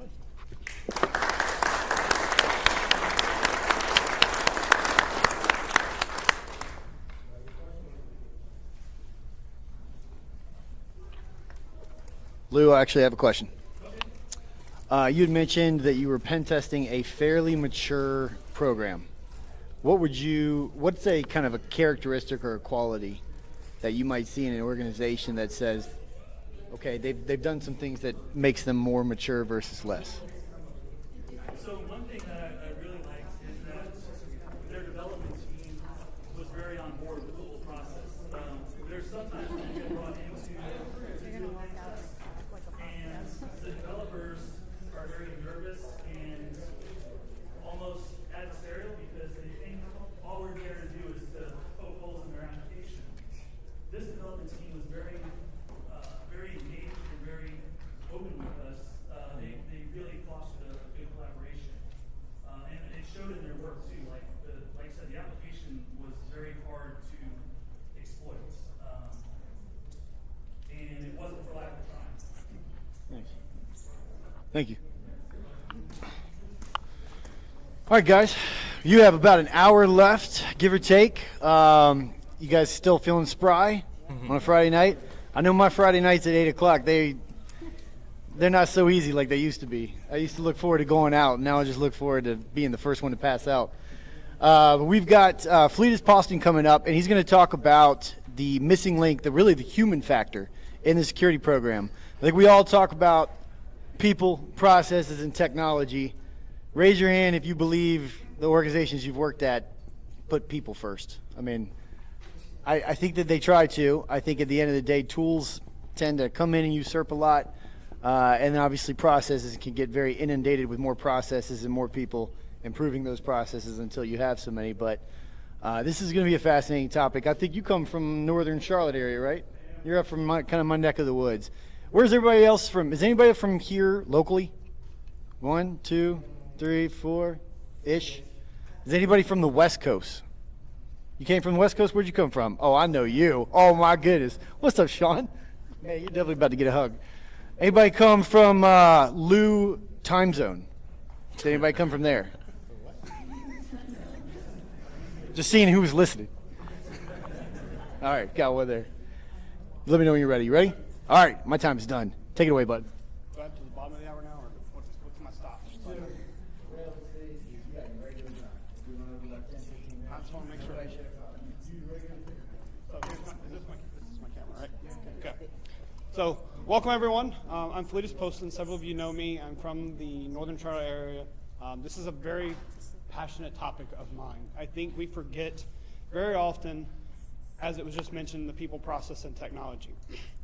I'll challenge you right now to go back to your organization, ask your CFO, ask your CISO, on their budget, what percentage of their budget is allocated to people. You'll be surprised at the percentage that you will find that actually put a line item on there. And most likely it's going to say, we have a security awareness program. That's where their money is going to be spent. Or you're going to have a basic training budget for maybe a third of your team. So I won't wait too much on this slide, but I just want to point out that we are the primary attack vector. I don't care what tools you have in place. I don't care how mature your organization is. You are attacked from as soon as you open your eyes till you close your eyes. We are in the middle of a very intense season right now where our phones are blowing up, probably as I'm speaking, in preparation for Tuesday. Some of those messages are false. Some of those messages are targeting you for social engineering. So what I mean by that is we have to be always on from the time we wake up to the time we go to sleep. So let me define what I mean by human-centric. We have to think about the strategies we put in place that applies to you and I, not to the software that we use, the hardware that we use. And if anyone wants these slides, I'm happy to share them with you. You just reach out to me. And we need to seek to understand that the human element is the first element of security. I don't have it in this deck, but I would love to in the future. If you ever look at your NIST framework, when you get towards the end of the framework, that's where people come into play. But we don't tell our users that. We don't tell them that when we get to the response side, at the end of it, that's where we're in play. As an end user, as an employee, that's where you come into play in your organization. I'd like to add that to this going forward. So this is fun. This came out of a Harvard Business Study. Is your organization aware? Question you can ask. You can put whatever you want in it. I'm going to use this question. What percentage of the organization had broke a policy to get their job done? And this was in the last 2 weeks from when the time was entered. You can see from this percentage, it's 2/3. And that could be as simple as me just sharing my password, me downloading a document that I don't have access to and emailing it, Slacking it, or Teamsing it to an employee. Or it could just be pulling out my phone, taking a picture and sharing it with someone. Or pulling out my phone and using generative AI on my phone because I block it with inside of your organization and don't allow you. So you typed in the message or you took an image of your screen and still uploaded it to ChatGPT. So, for those who know me, I like dad jokes or I like idioms. So, what do you do if you get locked out of your house? Talk to the lock, because communication is key. For those who've already started this, we have a lock picking exercise upstairs. What I mean by this is if you can't communicate per our last one, you're going to fail in this field. Because if I walk into an organization and assume I know everything about all of my employees, I've already failed. You're going to run me out. Or if I walk in and assume this is how it's going to work because it worked this way at my previous organization, I gave up on culture. Many organizations today don't understand what a strong security culture looks like. They assume it's just putting policy and technology in place. I'm going to argue it goes back to the human-centric piece of I need to talk to you, I need to do a roadshow and figure out exactly who I'm working with. Why do you wake up in the morning? Are you passionate? What are you passionate about? Starts with the human-centric piece of this. So, this is a fun quote that I think is always good, and we just left Awareness Month. Awareness is good, but without skills and ability tied to that, all you have is anxiety. So when I walk into your organization, it's Security Awareness Month, the 1 month out of the year that I might spend money on you. Might is the key word. I'm introducing anxiety, because now what? Oh, they're going to fish me every week. They're going to send me to training. I don't have time for training. They're going to make me scan my code 3 times this week, and I only want to scan it once. Appsec guy. What did I just do? I just stirred the culture of my organization because I told you you needed to be aware. But I didn't tell you what you're supposed to be aware of. And then I come knocking on your door. Why aren't you aware of this? You didn't tell me to be aware of this. You don't have to read all this, but this is just the challenges we keep having to deal with. Many employees view security as a nuisance, especially if you're in development or in IT. What are you guys doing? Why do you think you're better than me? We leave our organizations vulnerable because they're scared to ask us a question. Because what are we known for? The no machine, N-O. But I'll challenge you, instead of N-O, know your no, K-N-O-W. When you walk into a room and you have to say no, or you get to say no, let's say it even better, you do no but, or yes but. And finish that train of thought. Yes, you can go to production with this, but I need you to implement this controls in the next 30 days. No, you can't do this, but you can move forward with that. It's a give and take. And we have to be comfortable saying that we're here to make sure. Also, the last part, again, we just left Security Awareness Month, make sure your communications are timely. Hit your organizations with what's going on. I opened this talk up with the political field we're dealing with. Every single one of you right now has at least one, if not many, political text in your pocket right now. One or many of you have a piece of mail, if you still check your mailbox, with political instances that are physically able to touch you. The missing link. You've heard me already talk about it. We are the primary attack vector. For those who've been listening today, we had the patching the fish earlier. They can still hit me. Vulnerable moment here. February 2021. Come into the office, get my cup of coffee, I sit down. I have an Valentine's Day gift card in my inbox. My wife had just told me, honey, I didn't get you a card this year, I just sent you a virtual card. Well, the virtual invite that was in my corporate mailbox was from my security awareness team that I scheduled to go out. I clicked on it. I didn't click on the e-gift card that my wife sent to me in my personal inbox. I clicked on the one from my work. I was busy. I was expecting the email. I was just in the wrong inbox. Many of you right now are carrying smart devices in your phone, either a tablet or a smartphone that has more than one mailbox in it. It's easy to cross-contaminate or to cross-pollinate or to accidentally share something because we are too busy to slow down. As the talk earlier with patching or your fish, a friend of mine said, just put your hands behind your back for 2 seconds. Or put your hands over your head and stretch for a moment, then click. Then move forward. Then take action. We have to get into a place where it's okay to slow down. We have to tell our employees it's okay to take 5 seconds instead of 2. Or to take 1 minute instead of 30 seconds. And it starts with us as a security people. I want you to slow down, not run, because when I tell you to run, I've just miscommunicated. I've just made you now the weakest link. Hate that term. You're the primary attack vector. You're going to be social engineered from the time you wake up to the time you go to bed. Vulnerabilities. I'm taking this a little bit loosely with this, but access creep. The human-centric of access creep. Everyone in here has probably got a promotion at once in their career. Did they take your rights away? Are you sure they took your rights away? So let's just pick on Chris for a moment. Chris was hired in to be my project manager. He excelled at his job. A month later, I made him the team lead. A year later, I promoted him. But no, he's no longer in marketing. He's now in sales. Even better, he's not even in sales. He's running my product development team. But when I audit Chris's roles, he doesn't have his birth rights. He still has his PM rights. He can go in and run any project he wants. He still has his sales roles because he made a stop there. He can see all Salesforce data. Now he's in product. Now he has access to our entire GitHub. I trust Chris. I don't trust Chris's rights. And that's what I have to tell you. I trust Chris. I don't trust your rights, Chris. That's why I want to take you back to birthrights when you move roles. But we don't do that. We just say, I'm taking your roles away from you. We never explain access creep. Second thing, rage deletion. If you ever look at my profile, if you follow me on LinkedIn, I just put an article that my organization I work for a backup and recovery, just posted. Gen Zs have admitted to rage deletions. And I don't have the percentage on the top of my head, but it's high. What that means is they came into the office mad at the world. May not even be mad at your employer, mad at their partner, mad at the guy who cut them off, the gal who cut them off, the person who sweared at them, and they just start deleting things. And I mean, they delete a lot of things. They just go into a file share and delete. They go into a SharePoint, delete. Why? Because they didn't stop and think. They had emotions. I'm going to get to that here in a moment. So that's your deletion and exfil. Or I already talked about the cross-pollination of your personal emails, your multiple accounts that you're running from that smart device. Or if you have a loose culture, you're probably logging into your personal Gmail on your corporate device. You're logging into your Facebook or your Twitter or your LinkedIn. LinkedIn is a professional platform.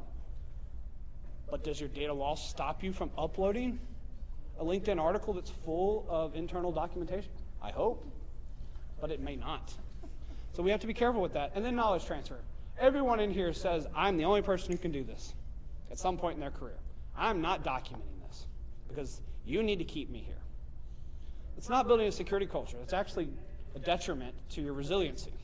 I had a friend of mine the other day share, the more secure you are, the less resilient you are. Let that sink in for a moment. The more security you put in place, the least resilient your company actually is.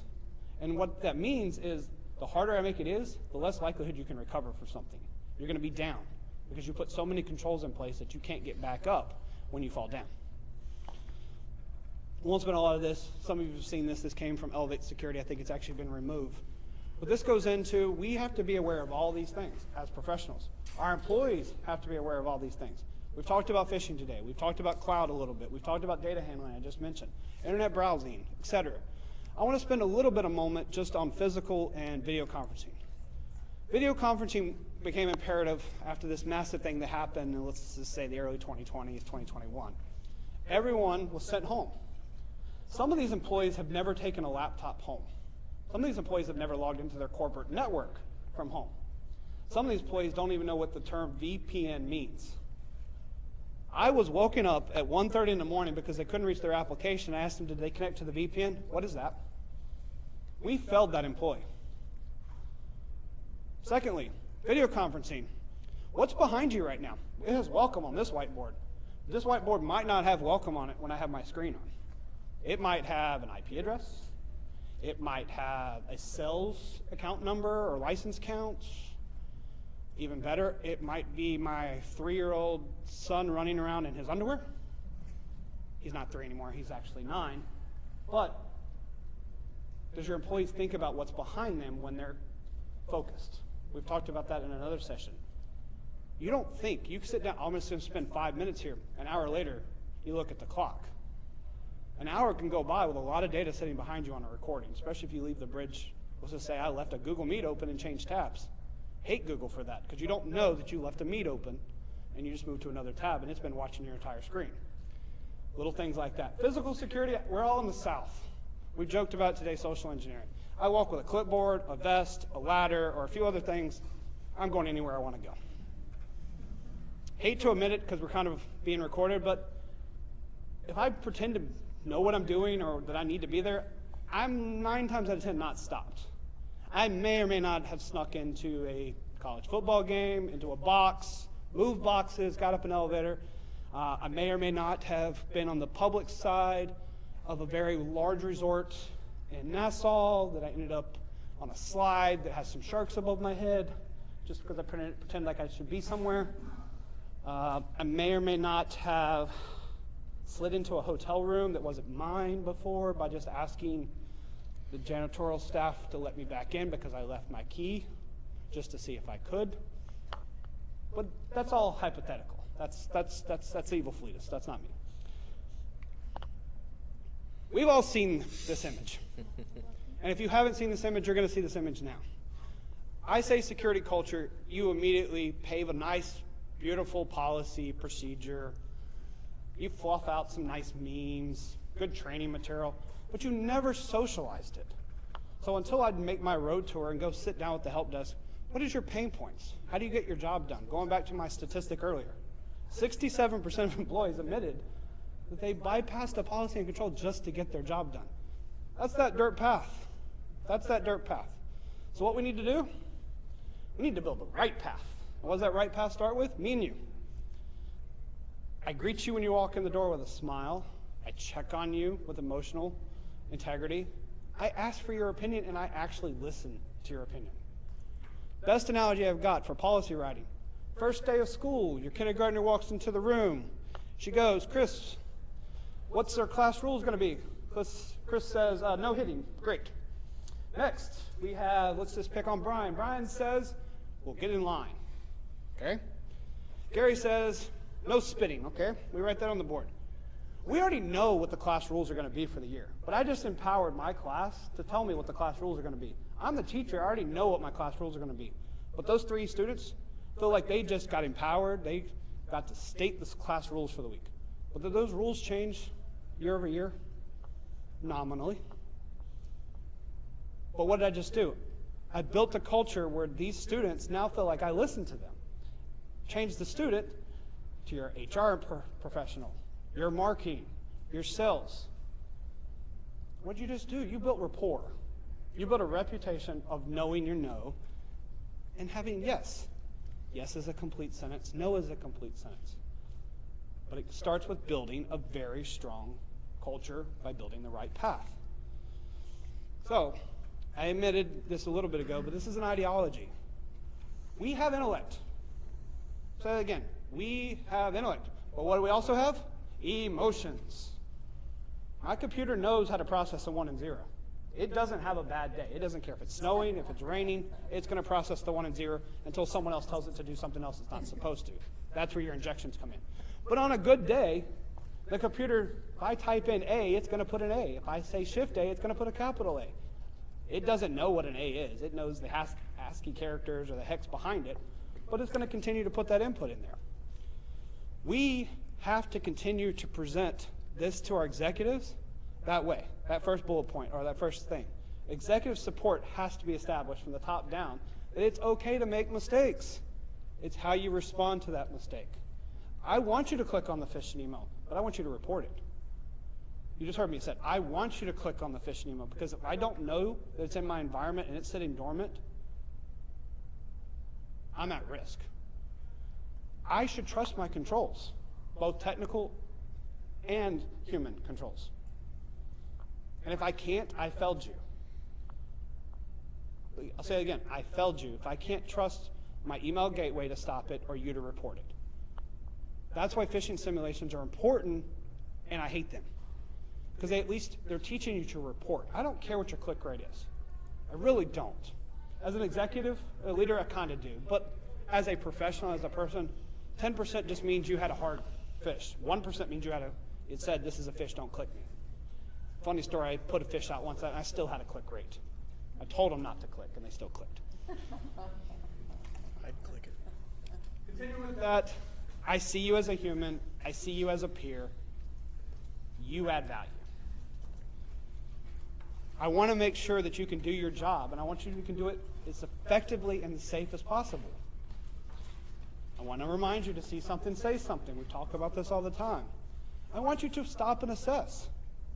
And then I already opened this up with what actions at the bottom will save me X dollars, X time, may likely bring a profit to your organization. Depending on the organization, you may get profit sharing or dividends, or you get a larger bonus depending on certain things.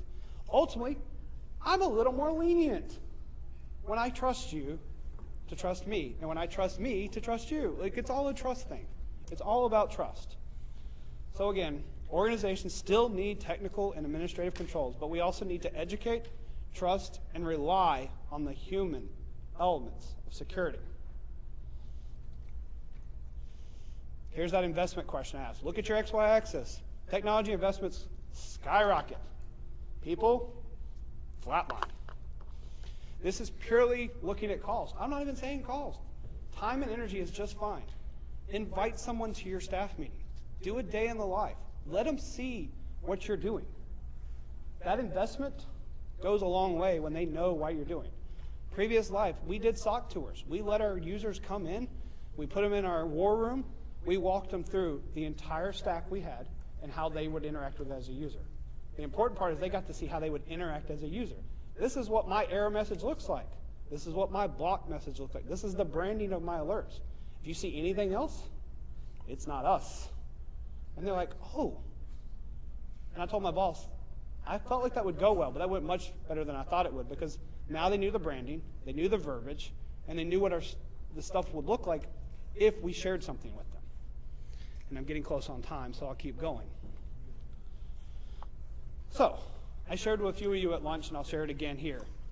We have to remind people, how do you do this at home?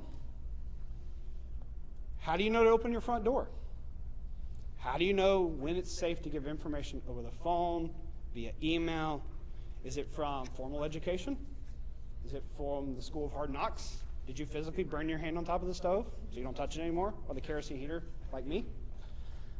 Did you open your door and get robbed? Or, even worse, I went and bought those gift cards. And now I got to try to get that money back. Love my CEO, but he likes to ask for those Apple gift cards pretty often. So let's reduce friction and improve our user experience. Let's use, I'm just like you, I'm your peer. You don't want to separate and use generic terms.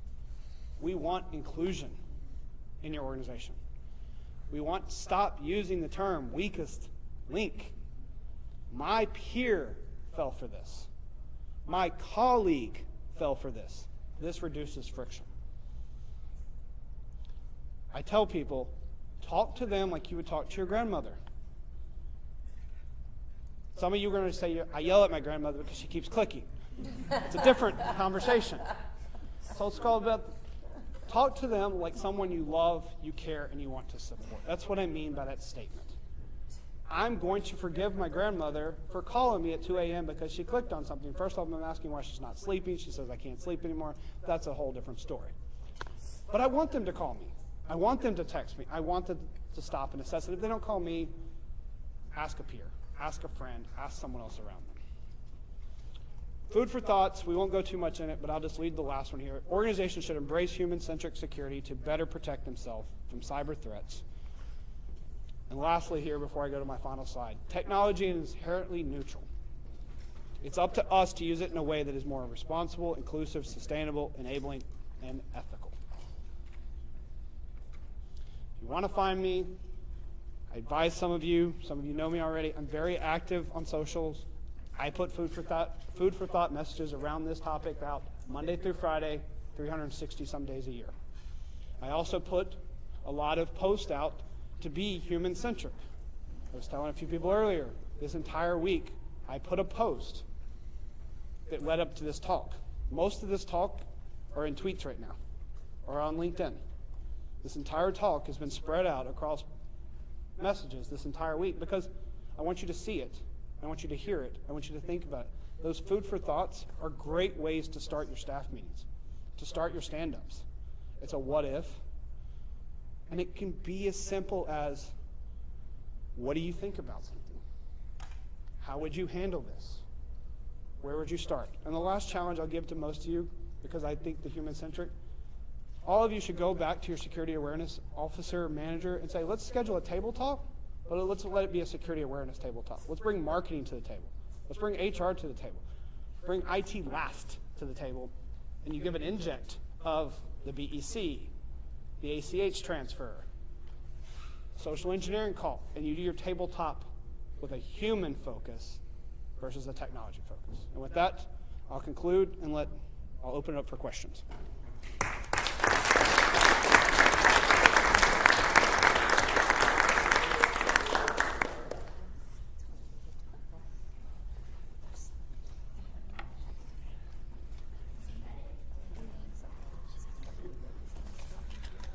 I think I speak for everybody when I say this would be a really cool guy to work with. Also, his one dad joke was better than any dad joke I've seen James McQuiggan ever put out, ever. I'll just say that. Fighting words. Actually, Jerry, I got a joke for you. All right, you ready? All right, say knock knock. Who's there? Yeah, that's right. There you go. All right, we got a pretty big announcements, and then we have one more presentation coming up right after. Vanessa Toves is going to talk to us about incident response with Microsoft 365. But first, we have some winners. Can I do things? All right. So FoxPick. Felix's breakout was really close. We had lots of fun. It was a total competition between an adult and a child. And this time, the adult won, but only by 2 seconds. So I'm going to go ahead and give second place, because I don't have a third place prize. Second place is the child. with 25 seconds. Grayson.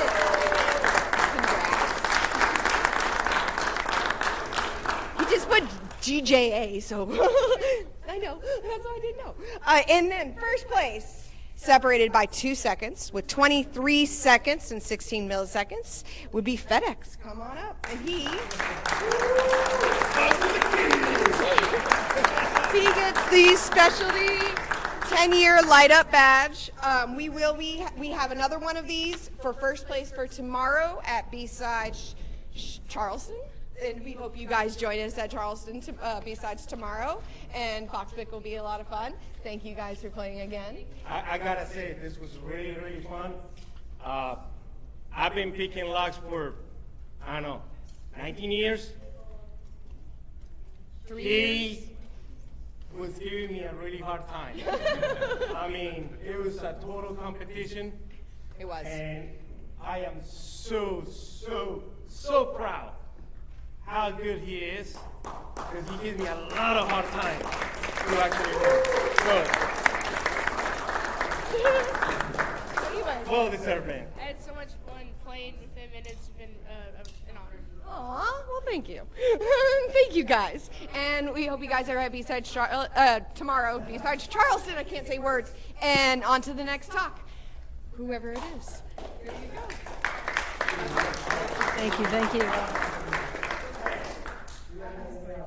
All right. Is this actually, does this work? Can you guys hear me? Kind of? All right, I'll just, how about this? Can you guys hear me back there? Yeah. Is this better? Is this better? Some people said Nothing? Okay. My name is Vanessa Tovis. By trade, I am a Microsoft 365 solutions architect. So I've worked with Microsoft technologies since the very first version of SharePoint, SharePoint Portal Server, SQL Server, and Microsoft's whole BI suite. And I kind of followed my path, my career, followed that, SharePoint, all these platforms until they went up into the cloud.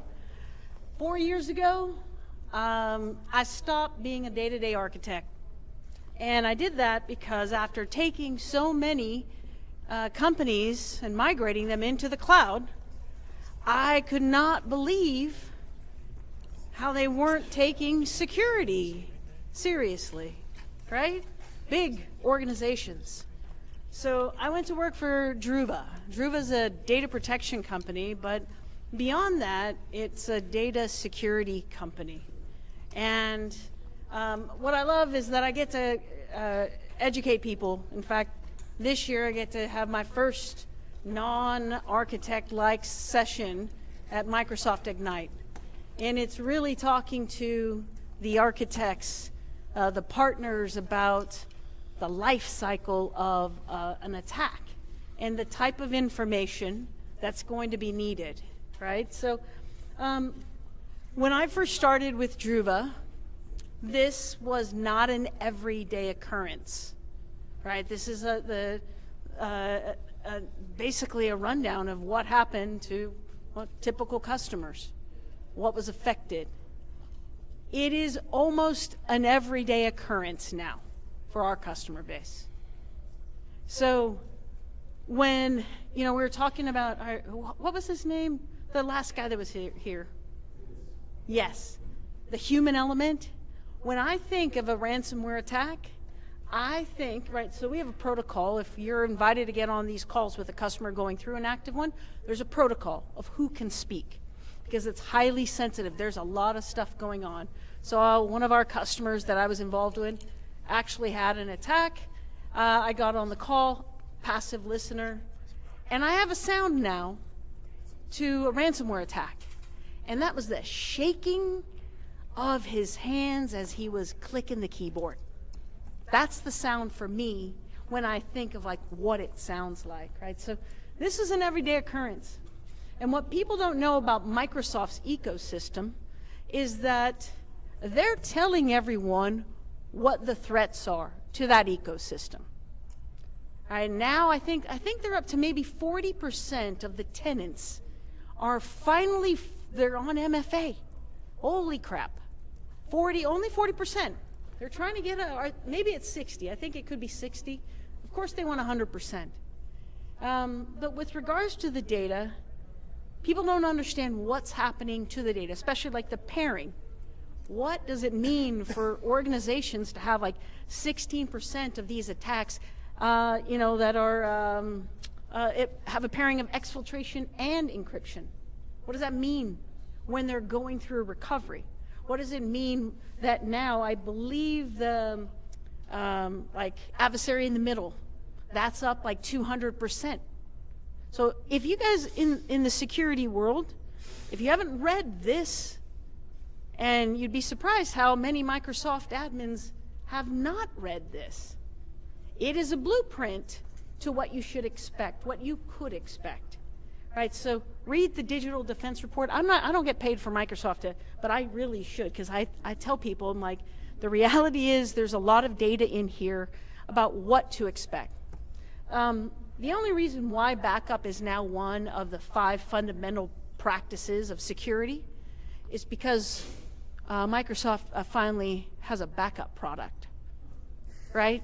So let's understand like where some of these things are coming from. They sell security, but the other things are real, right? This whole MFA fatigue attempts. When I was doing research about that, and I was like, oh, well, Microsoft's not the only MFA, right? It's just for the ones that use it that they have the stats for.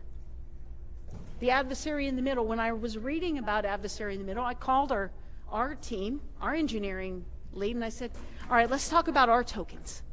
Let's talk about everything about our stuff.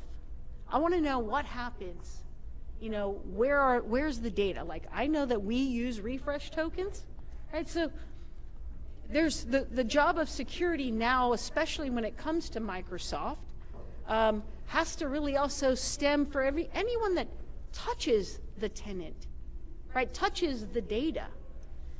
With this increase of human-operated ransomware attacks, I think that number is even higher. So they just released the 2024.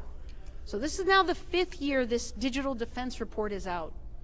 And when you see 3 years ago that was like 99% attempt to attack the backups, it only can go up 1 more percent. Right? So they stopped reporting that because it can't get any worse. I mean, I guess it could. It goes up that 1%. The other thing that people need to understand is the impact of the encryption. Right? It's an interesting stat that they have now that they're saying encryption is going down, but the attacks are going up. And so I'm like, that's a dumb math problem, guys.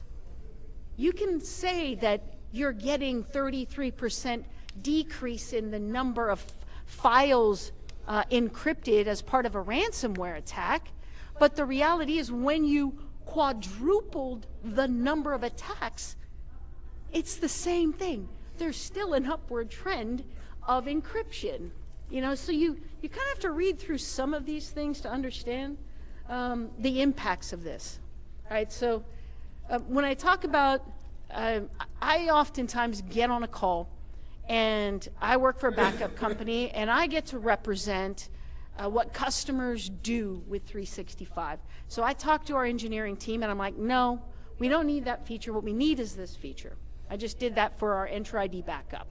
I'm like raising my hand. I've got 5 things I want you to have in our next release. The other thing is these admins don't realize that they need to play part of a cyber incident response.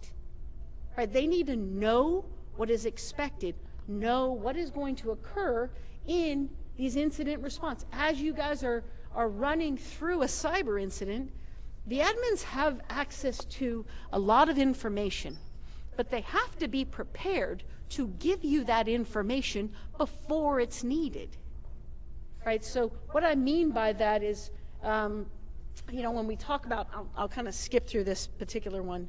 When we talk about like the top compromises for 365 and Azure or Enter ID, whatever you want to, in the back of my mind, every time I say Enter ID, I also say Azure and mumble it under my breath because it's no different, it's just marketing. Compromised credentials, compromised endpoints, still tops.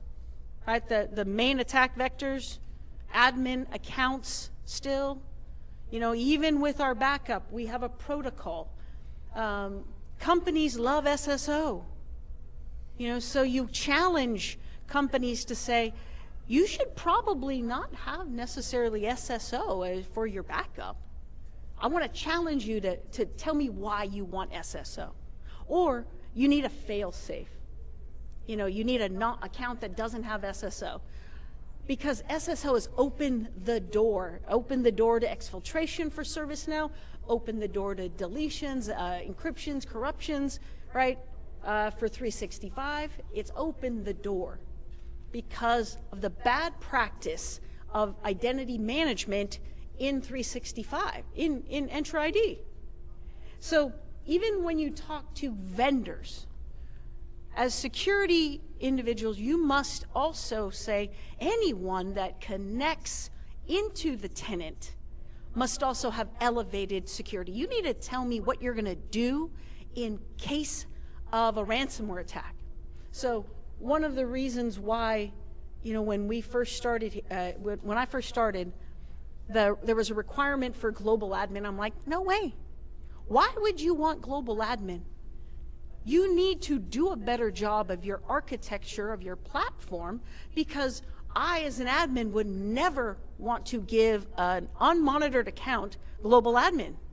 So, in fact, we don't. Now we support conditional access policies. Now we can support things like targeted resources or IP ranges from where our account or our platform calls Microsoft, right, for that data. So when you look at all of these apps that are integrated, you need to have this other checklist that says, I need to see what your protocols are. What are you going to do in case that attack, right? A valid account got compromised. There's SSO. They creeped into the backup, and now they deleted snapshots. 2 years ago, we started architecting for all of our backups rollback. It's a fancy word for the recycle bin. It holds the backups, it holds deleted data in place. So that even if someone did come in and maliciously delete data, we have the ability to now just roll that back. Right, so you have to think about too the window of the dwell time possibly that this is happening in. So being able to have an extended period of time where your backup data, or whatever the third-party vendor. Remember, these third-party vendors, and the reason why I was like, I can't keep doing this architecture stuff. When all of these apps and teams get authenticated to access data, and no one's monitoring this in the tenant, in 365. There's no team that's doing that. Right, so elevate the requirements for the vendors that are attached, right? Do they need global admin? Do they need elevated permissions? Why? Audit those enterprise applications that you have, right? Do you have service principal logins? Do you have, there's just a number of those things in terms of what you should be doing with third-party vendors, like even your backup companies, right? Now, we'll move on to the next thing. In this incident analysis, when we're talking about the analysis, you must have the now and any prior point of time within what's the dwell time, average dwell time today? Like when I started 4 years ago in this space, it was like 30 to 60 days. That's something was in an environment. Like, is there like an average now? I think it's less than a week. Yeah, less than a week. So you need less than a week's worth of comparisons. How will you know that throughout the week, did I add a new authentication method? Did I change my phone number? Right? What are the things that I changed as a user account? So from an analysis perspective, you must have, if you don't have a backup of Entra, you need to make sure that your 365 team is exporting this data. And hopefully, unfortunately, not saving it in a OneDrive or not saving it in a SharePoint. You have to save it somewhere else. Maybe where you saved your playbooks, right, off the network. Because this is what you need to do the comparisons. All right, today, if I log in, there is no show me the devices as of yesterday. Show me the enterprise applications as of 6 days ago, right? So now we'll continue. What you might know, and I think one of the reasons why I have a job here in this, were you going to ask a question? Oh. In data security space is the impossible travel alert. It was the easiest one. It's an alert. It's one of the first alerts that was in 365. Vanessa logged in from Jacksonville, Florida. Vanessa logged in 5 minutes later from Australia. Not possible. And there's a protocol of what you do for the not possible things in 365, right? But many of these customers, I'm like, okay, guys, you create a ServiceNow response, you reset the password, all right? You scan the device for malware. There's like a number of things. Like there's things that you can do.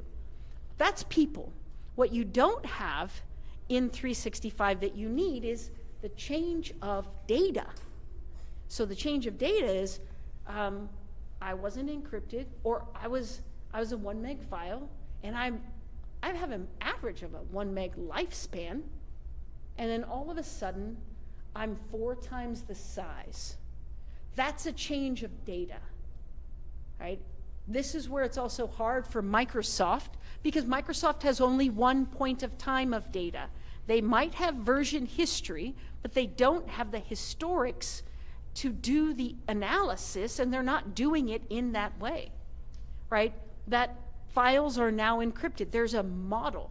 So this is one of the best parts about like being in my role. I get to talk about that architecture. I talk about in our platform UDA, unusual data activity.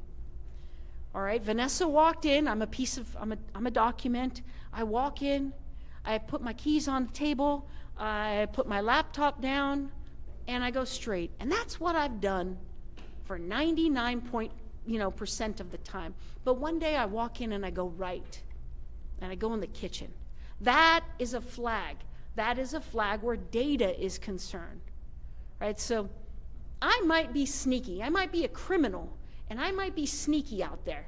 And you guys can't see what I'm doing, but your data changes. The metadata changes about that. Where it was modified changes. So look for places, or like for me, right, our platform, look for places that provide you, the vendors that provide you this type of information, that during that analysis, during this even scope and containment, when I'm talking to an admin, I say, how are you planning on doing how do you know what was affected? How do you know? I mean, you're going to wait for the tickets for your users to say, hey, I click on a file in my OneDrive and something happens. You're going to wait for 700 tickets, right? Or what? So having that type of data and analysis, and then being able to say, all right, what am I going to do with that? I have to contain it. That means if there was corruption, and I think about what happens now, which is in cyber insurance. I sat in on 2 cyber insurance seminars, very interesting, by the way. And one of the things was we want proof at the end that what you returned was clean, right? That you returned the organization back to the state. So that means I need to go and purge.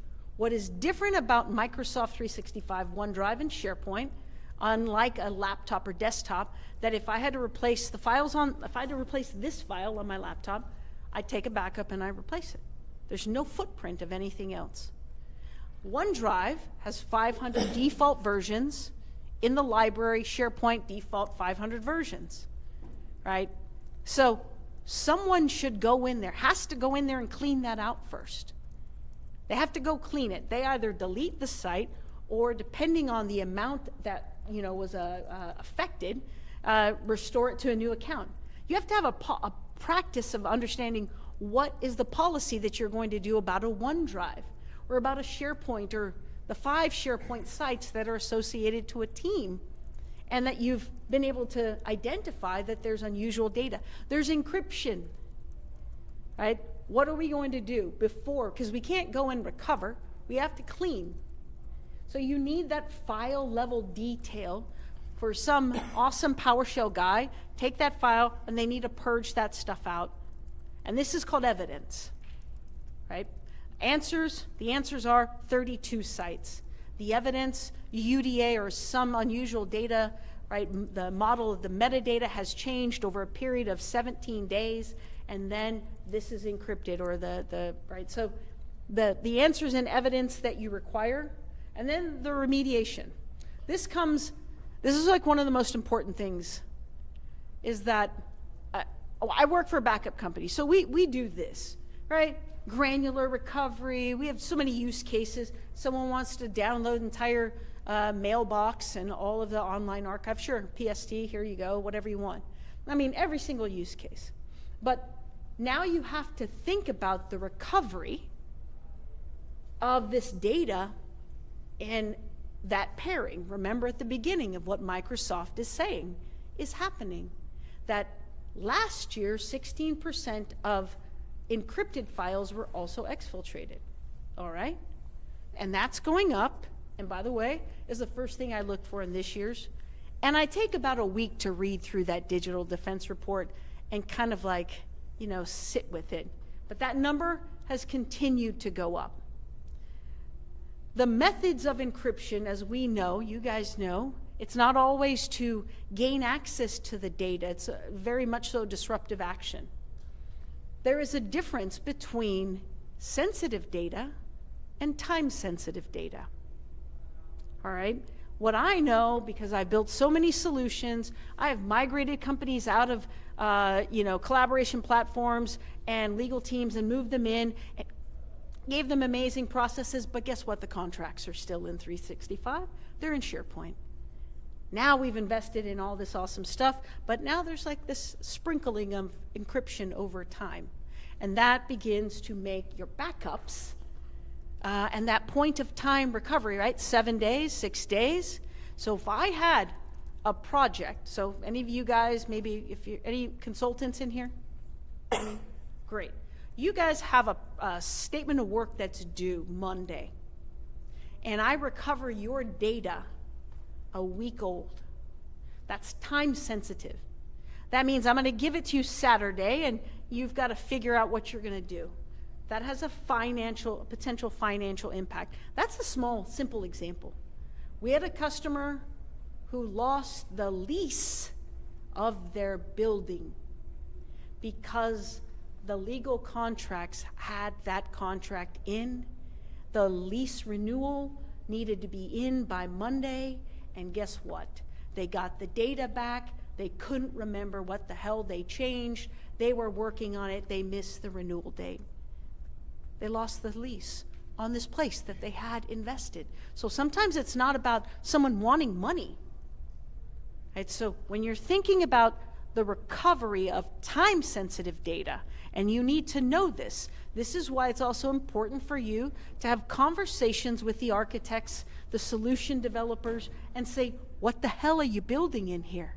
What do you have? Not just sensitive data, because you can put some security around that, but how am I going to get this back? So I get to work for a company that has the only curated snapshot. We piece through every single one. You said 7 days. We can go back 2 weeks or however many weeks, and we're going to find the last known good, clean file. And that could mean that over a period of 7 days, a file comes from multiple different snapshots, but you build a snapshot on the fly. And I'm not here to tout the awesomeness of Druva. I'm talking about features and functionality. I'm talking about data loss. Right? Time-sensitive data has a different impact. Know if you have it, find out what you're going to do about it, where it is. Last thing that we'll talk about is the last step, the forensics. Now, most of the time, this team, right, so in a big team, I've dealt with risk management, I've dealt with legal, and they have different responsibilities, and they need different data. What they're going to look at is this. What's our exposure? right? The CISO had 8,700 files. He had 1,500 encrypted. First of all, how are you going to even know that? Number two, of that, 159 of those files were sensitive data. All right? They're going to start at the 159.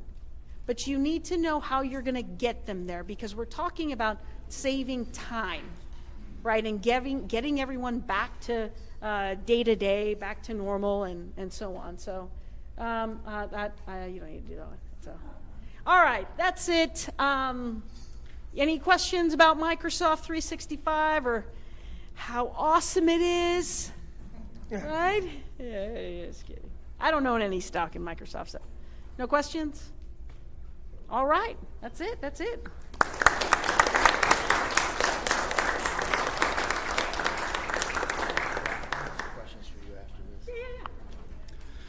All right, so first of all, I think you bringing the most technical presentation of the night and making it that interesting is pretty badass. I think that was not what I expected. I'm not going to lie. I got a lot of good stuff out of that in terms of your take on Microsoft and your stat on the backups when they introduced the backups. I guess I wasn't surprised, but that's pretty big. All right, so we got everybody coming in. I'll obviously pass it off to the star of the show here, but really I think the star of the show is the volunteers. Do we have any volunteers, like James McQuiggan, perhaps? Come here, James. Come here, James.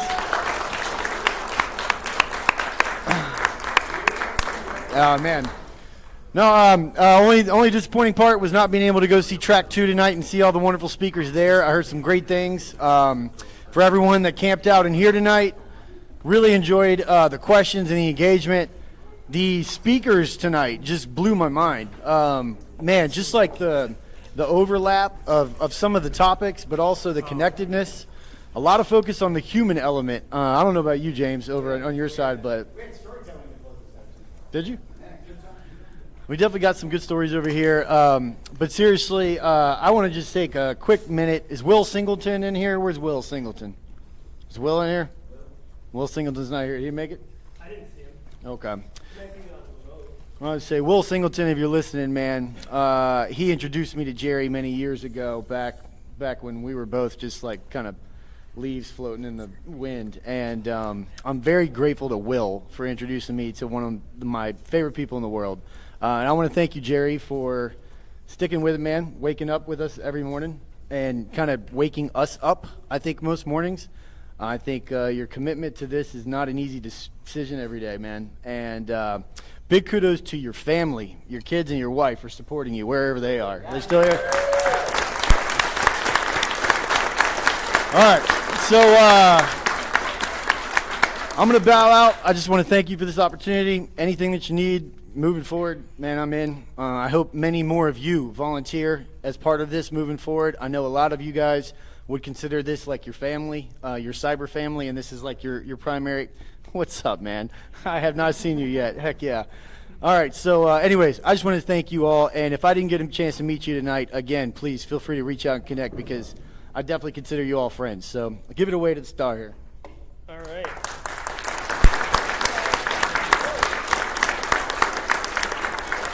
All right, so thank you very much. I hope everybody had a wonderful time between the food and the talks and the camaraderie. I saw a lot of people meeting people for the first time in real life that they've had a long relationship with, talking in chat and Discord chat groups and stuff like that. So I'm really, really pleased that those opportunities came.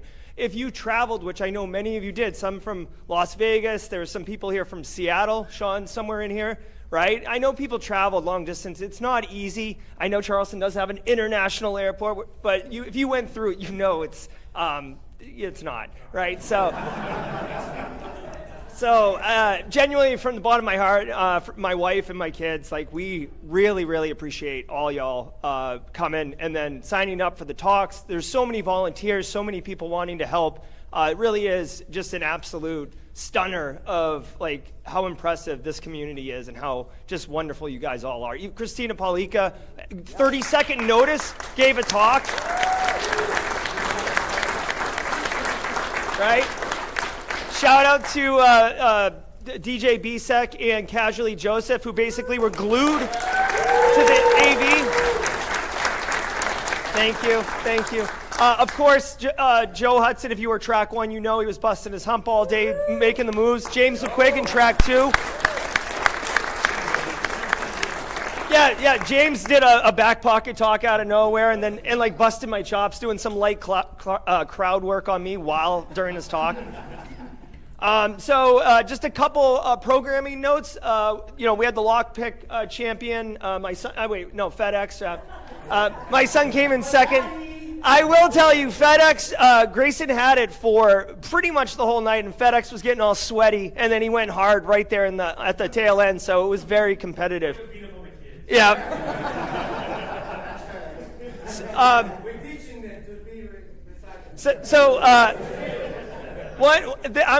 This is definitely going to be called foul play, but there was an issue apparently with the CTF. I just found out a moment ago. People couldn't access it. I logged in to check. Now, I did check the CTF before the con to make sure it worked and everything, and I was able to log in. So I won the CTF. Woo! So, you guys can fight for second place next year. Yeah. So. That's right. That's right. So please, I know some people might be going out afterwards tonight. Have fun. Charleston's an amazing city. A lot of you besides Charleston is tomorrow morning. I will be there with my boys. If you guys are going, high fives will be all around. Really, really genuinely appreciate all of you. Thank you to the College of Charleston for hooking us up. Melinda and Paul Burbage with the B-Sides Charleston crew. They're the ones who kind of facilitated this facility to make this happen. Am I forgetting anything? I feel like I forgot to mention the vendors earlier, and I felt like such a heel when I did that. So shout out to Brandon Poole. Everyone, Jerry, I think we've won this together. Oh, yeah.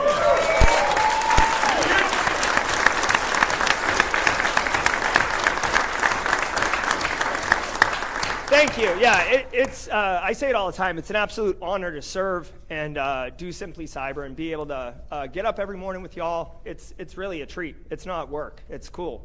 Plus, my wife likes it because now that I have the studio, I scream outside instead of upstairs.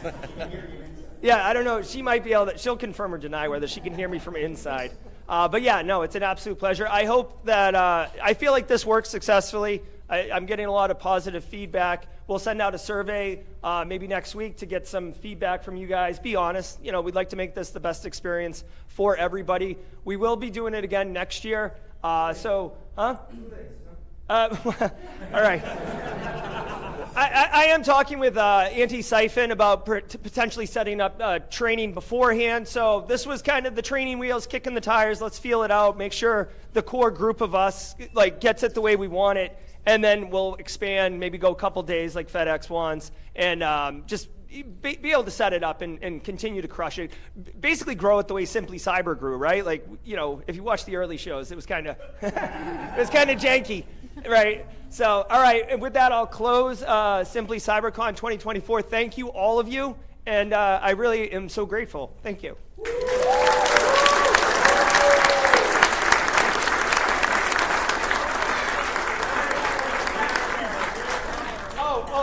Well, I guess no one needs to hear this. Everybody needs to hear this. People on home don't need to hear this.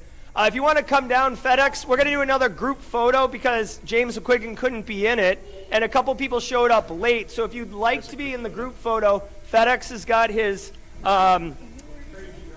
drone up, and we can do that right now. So I was here.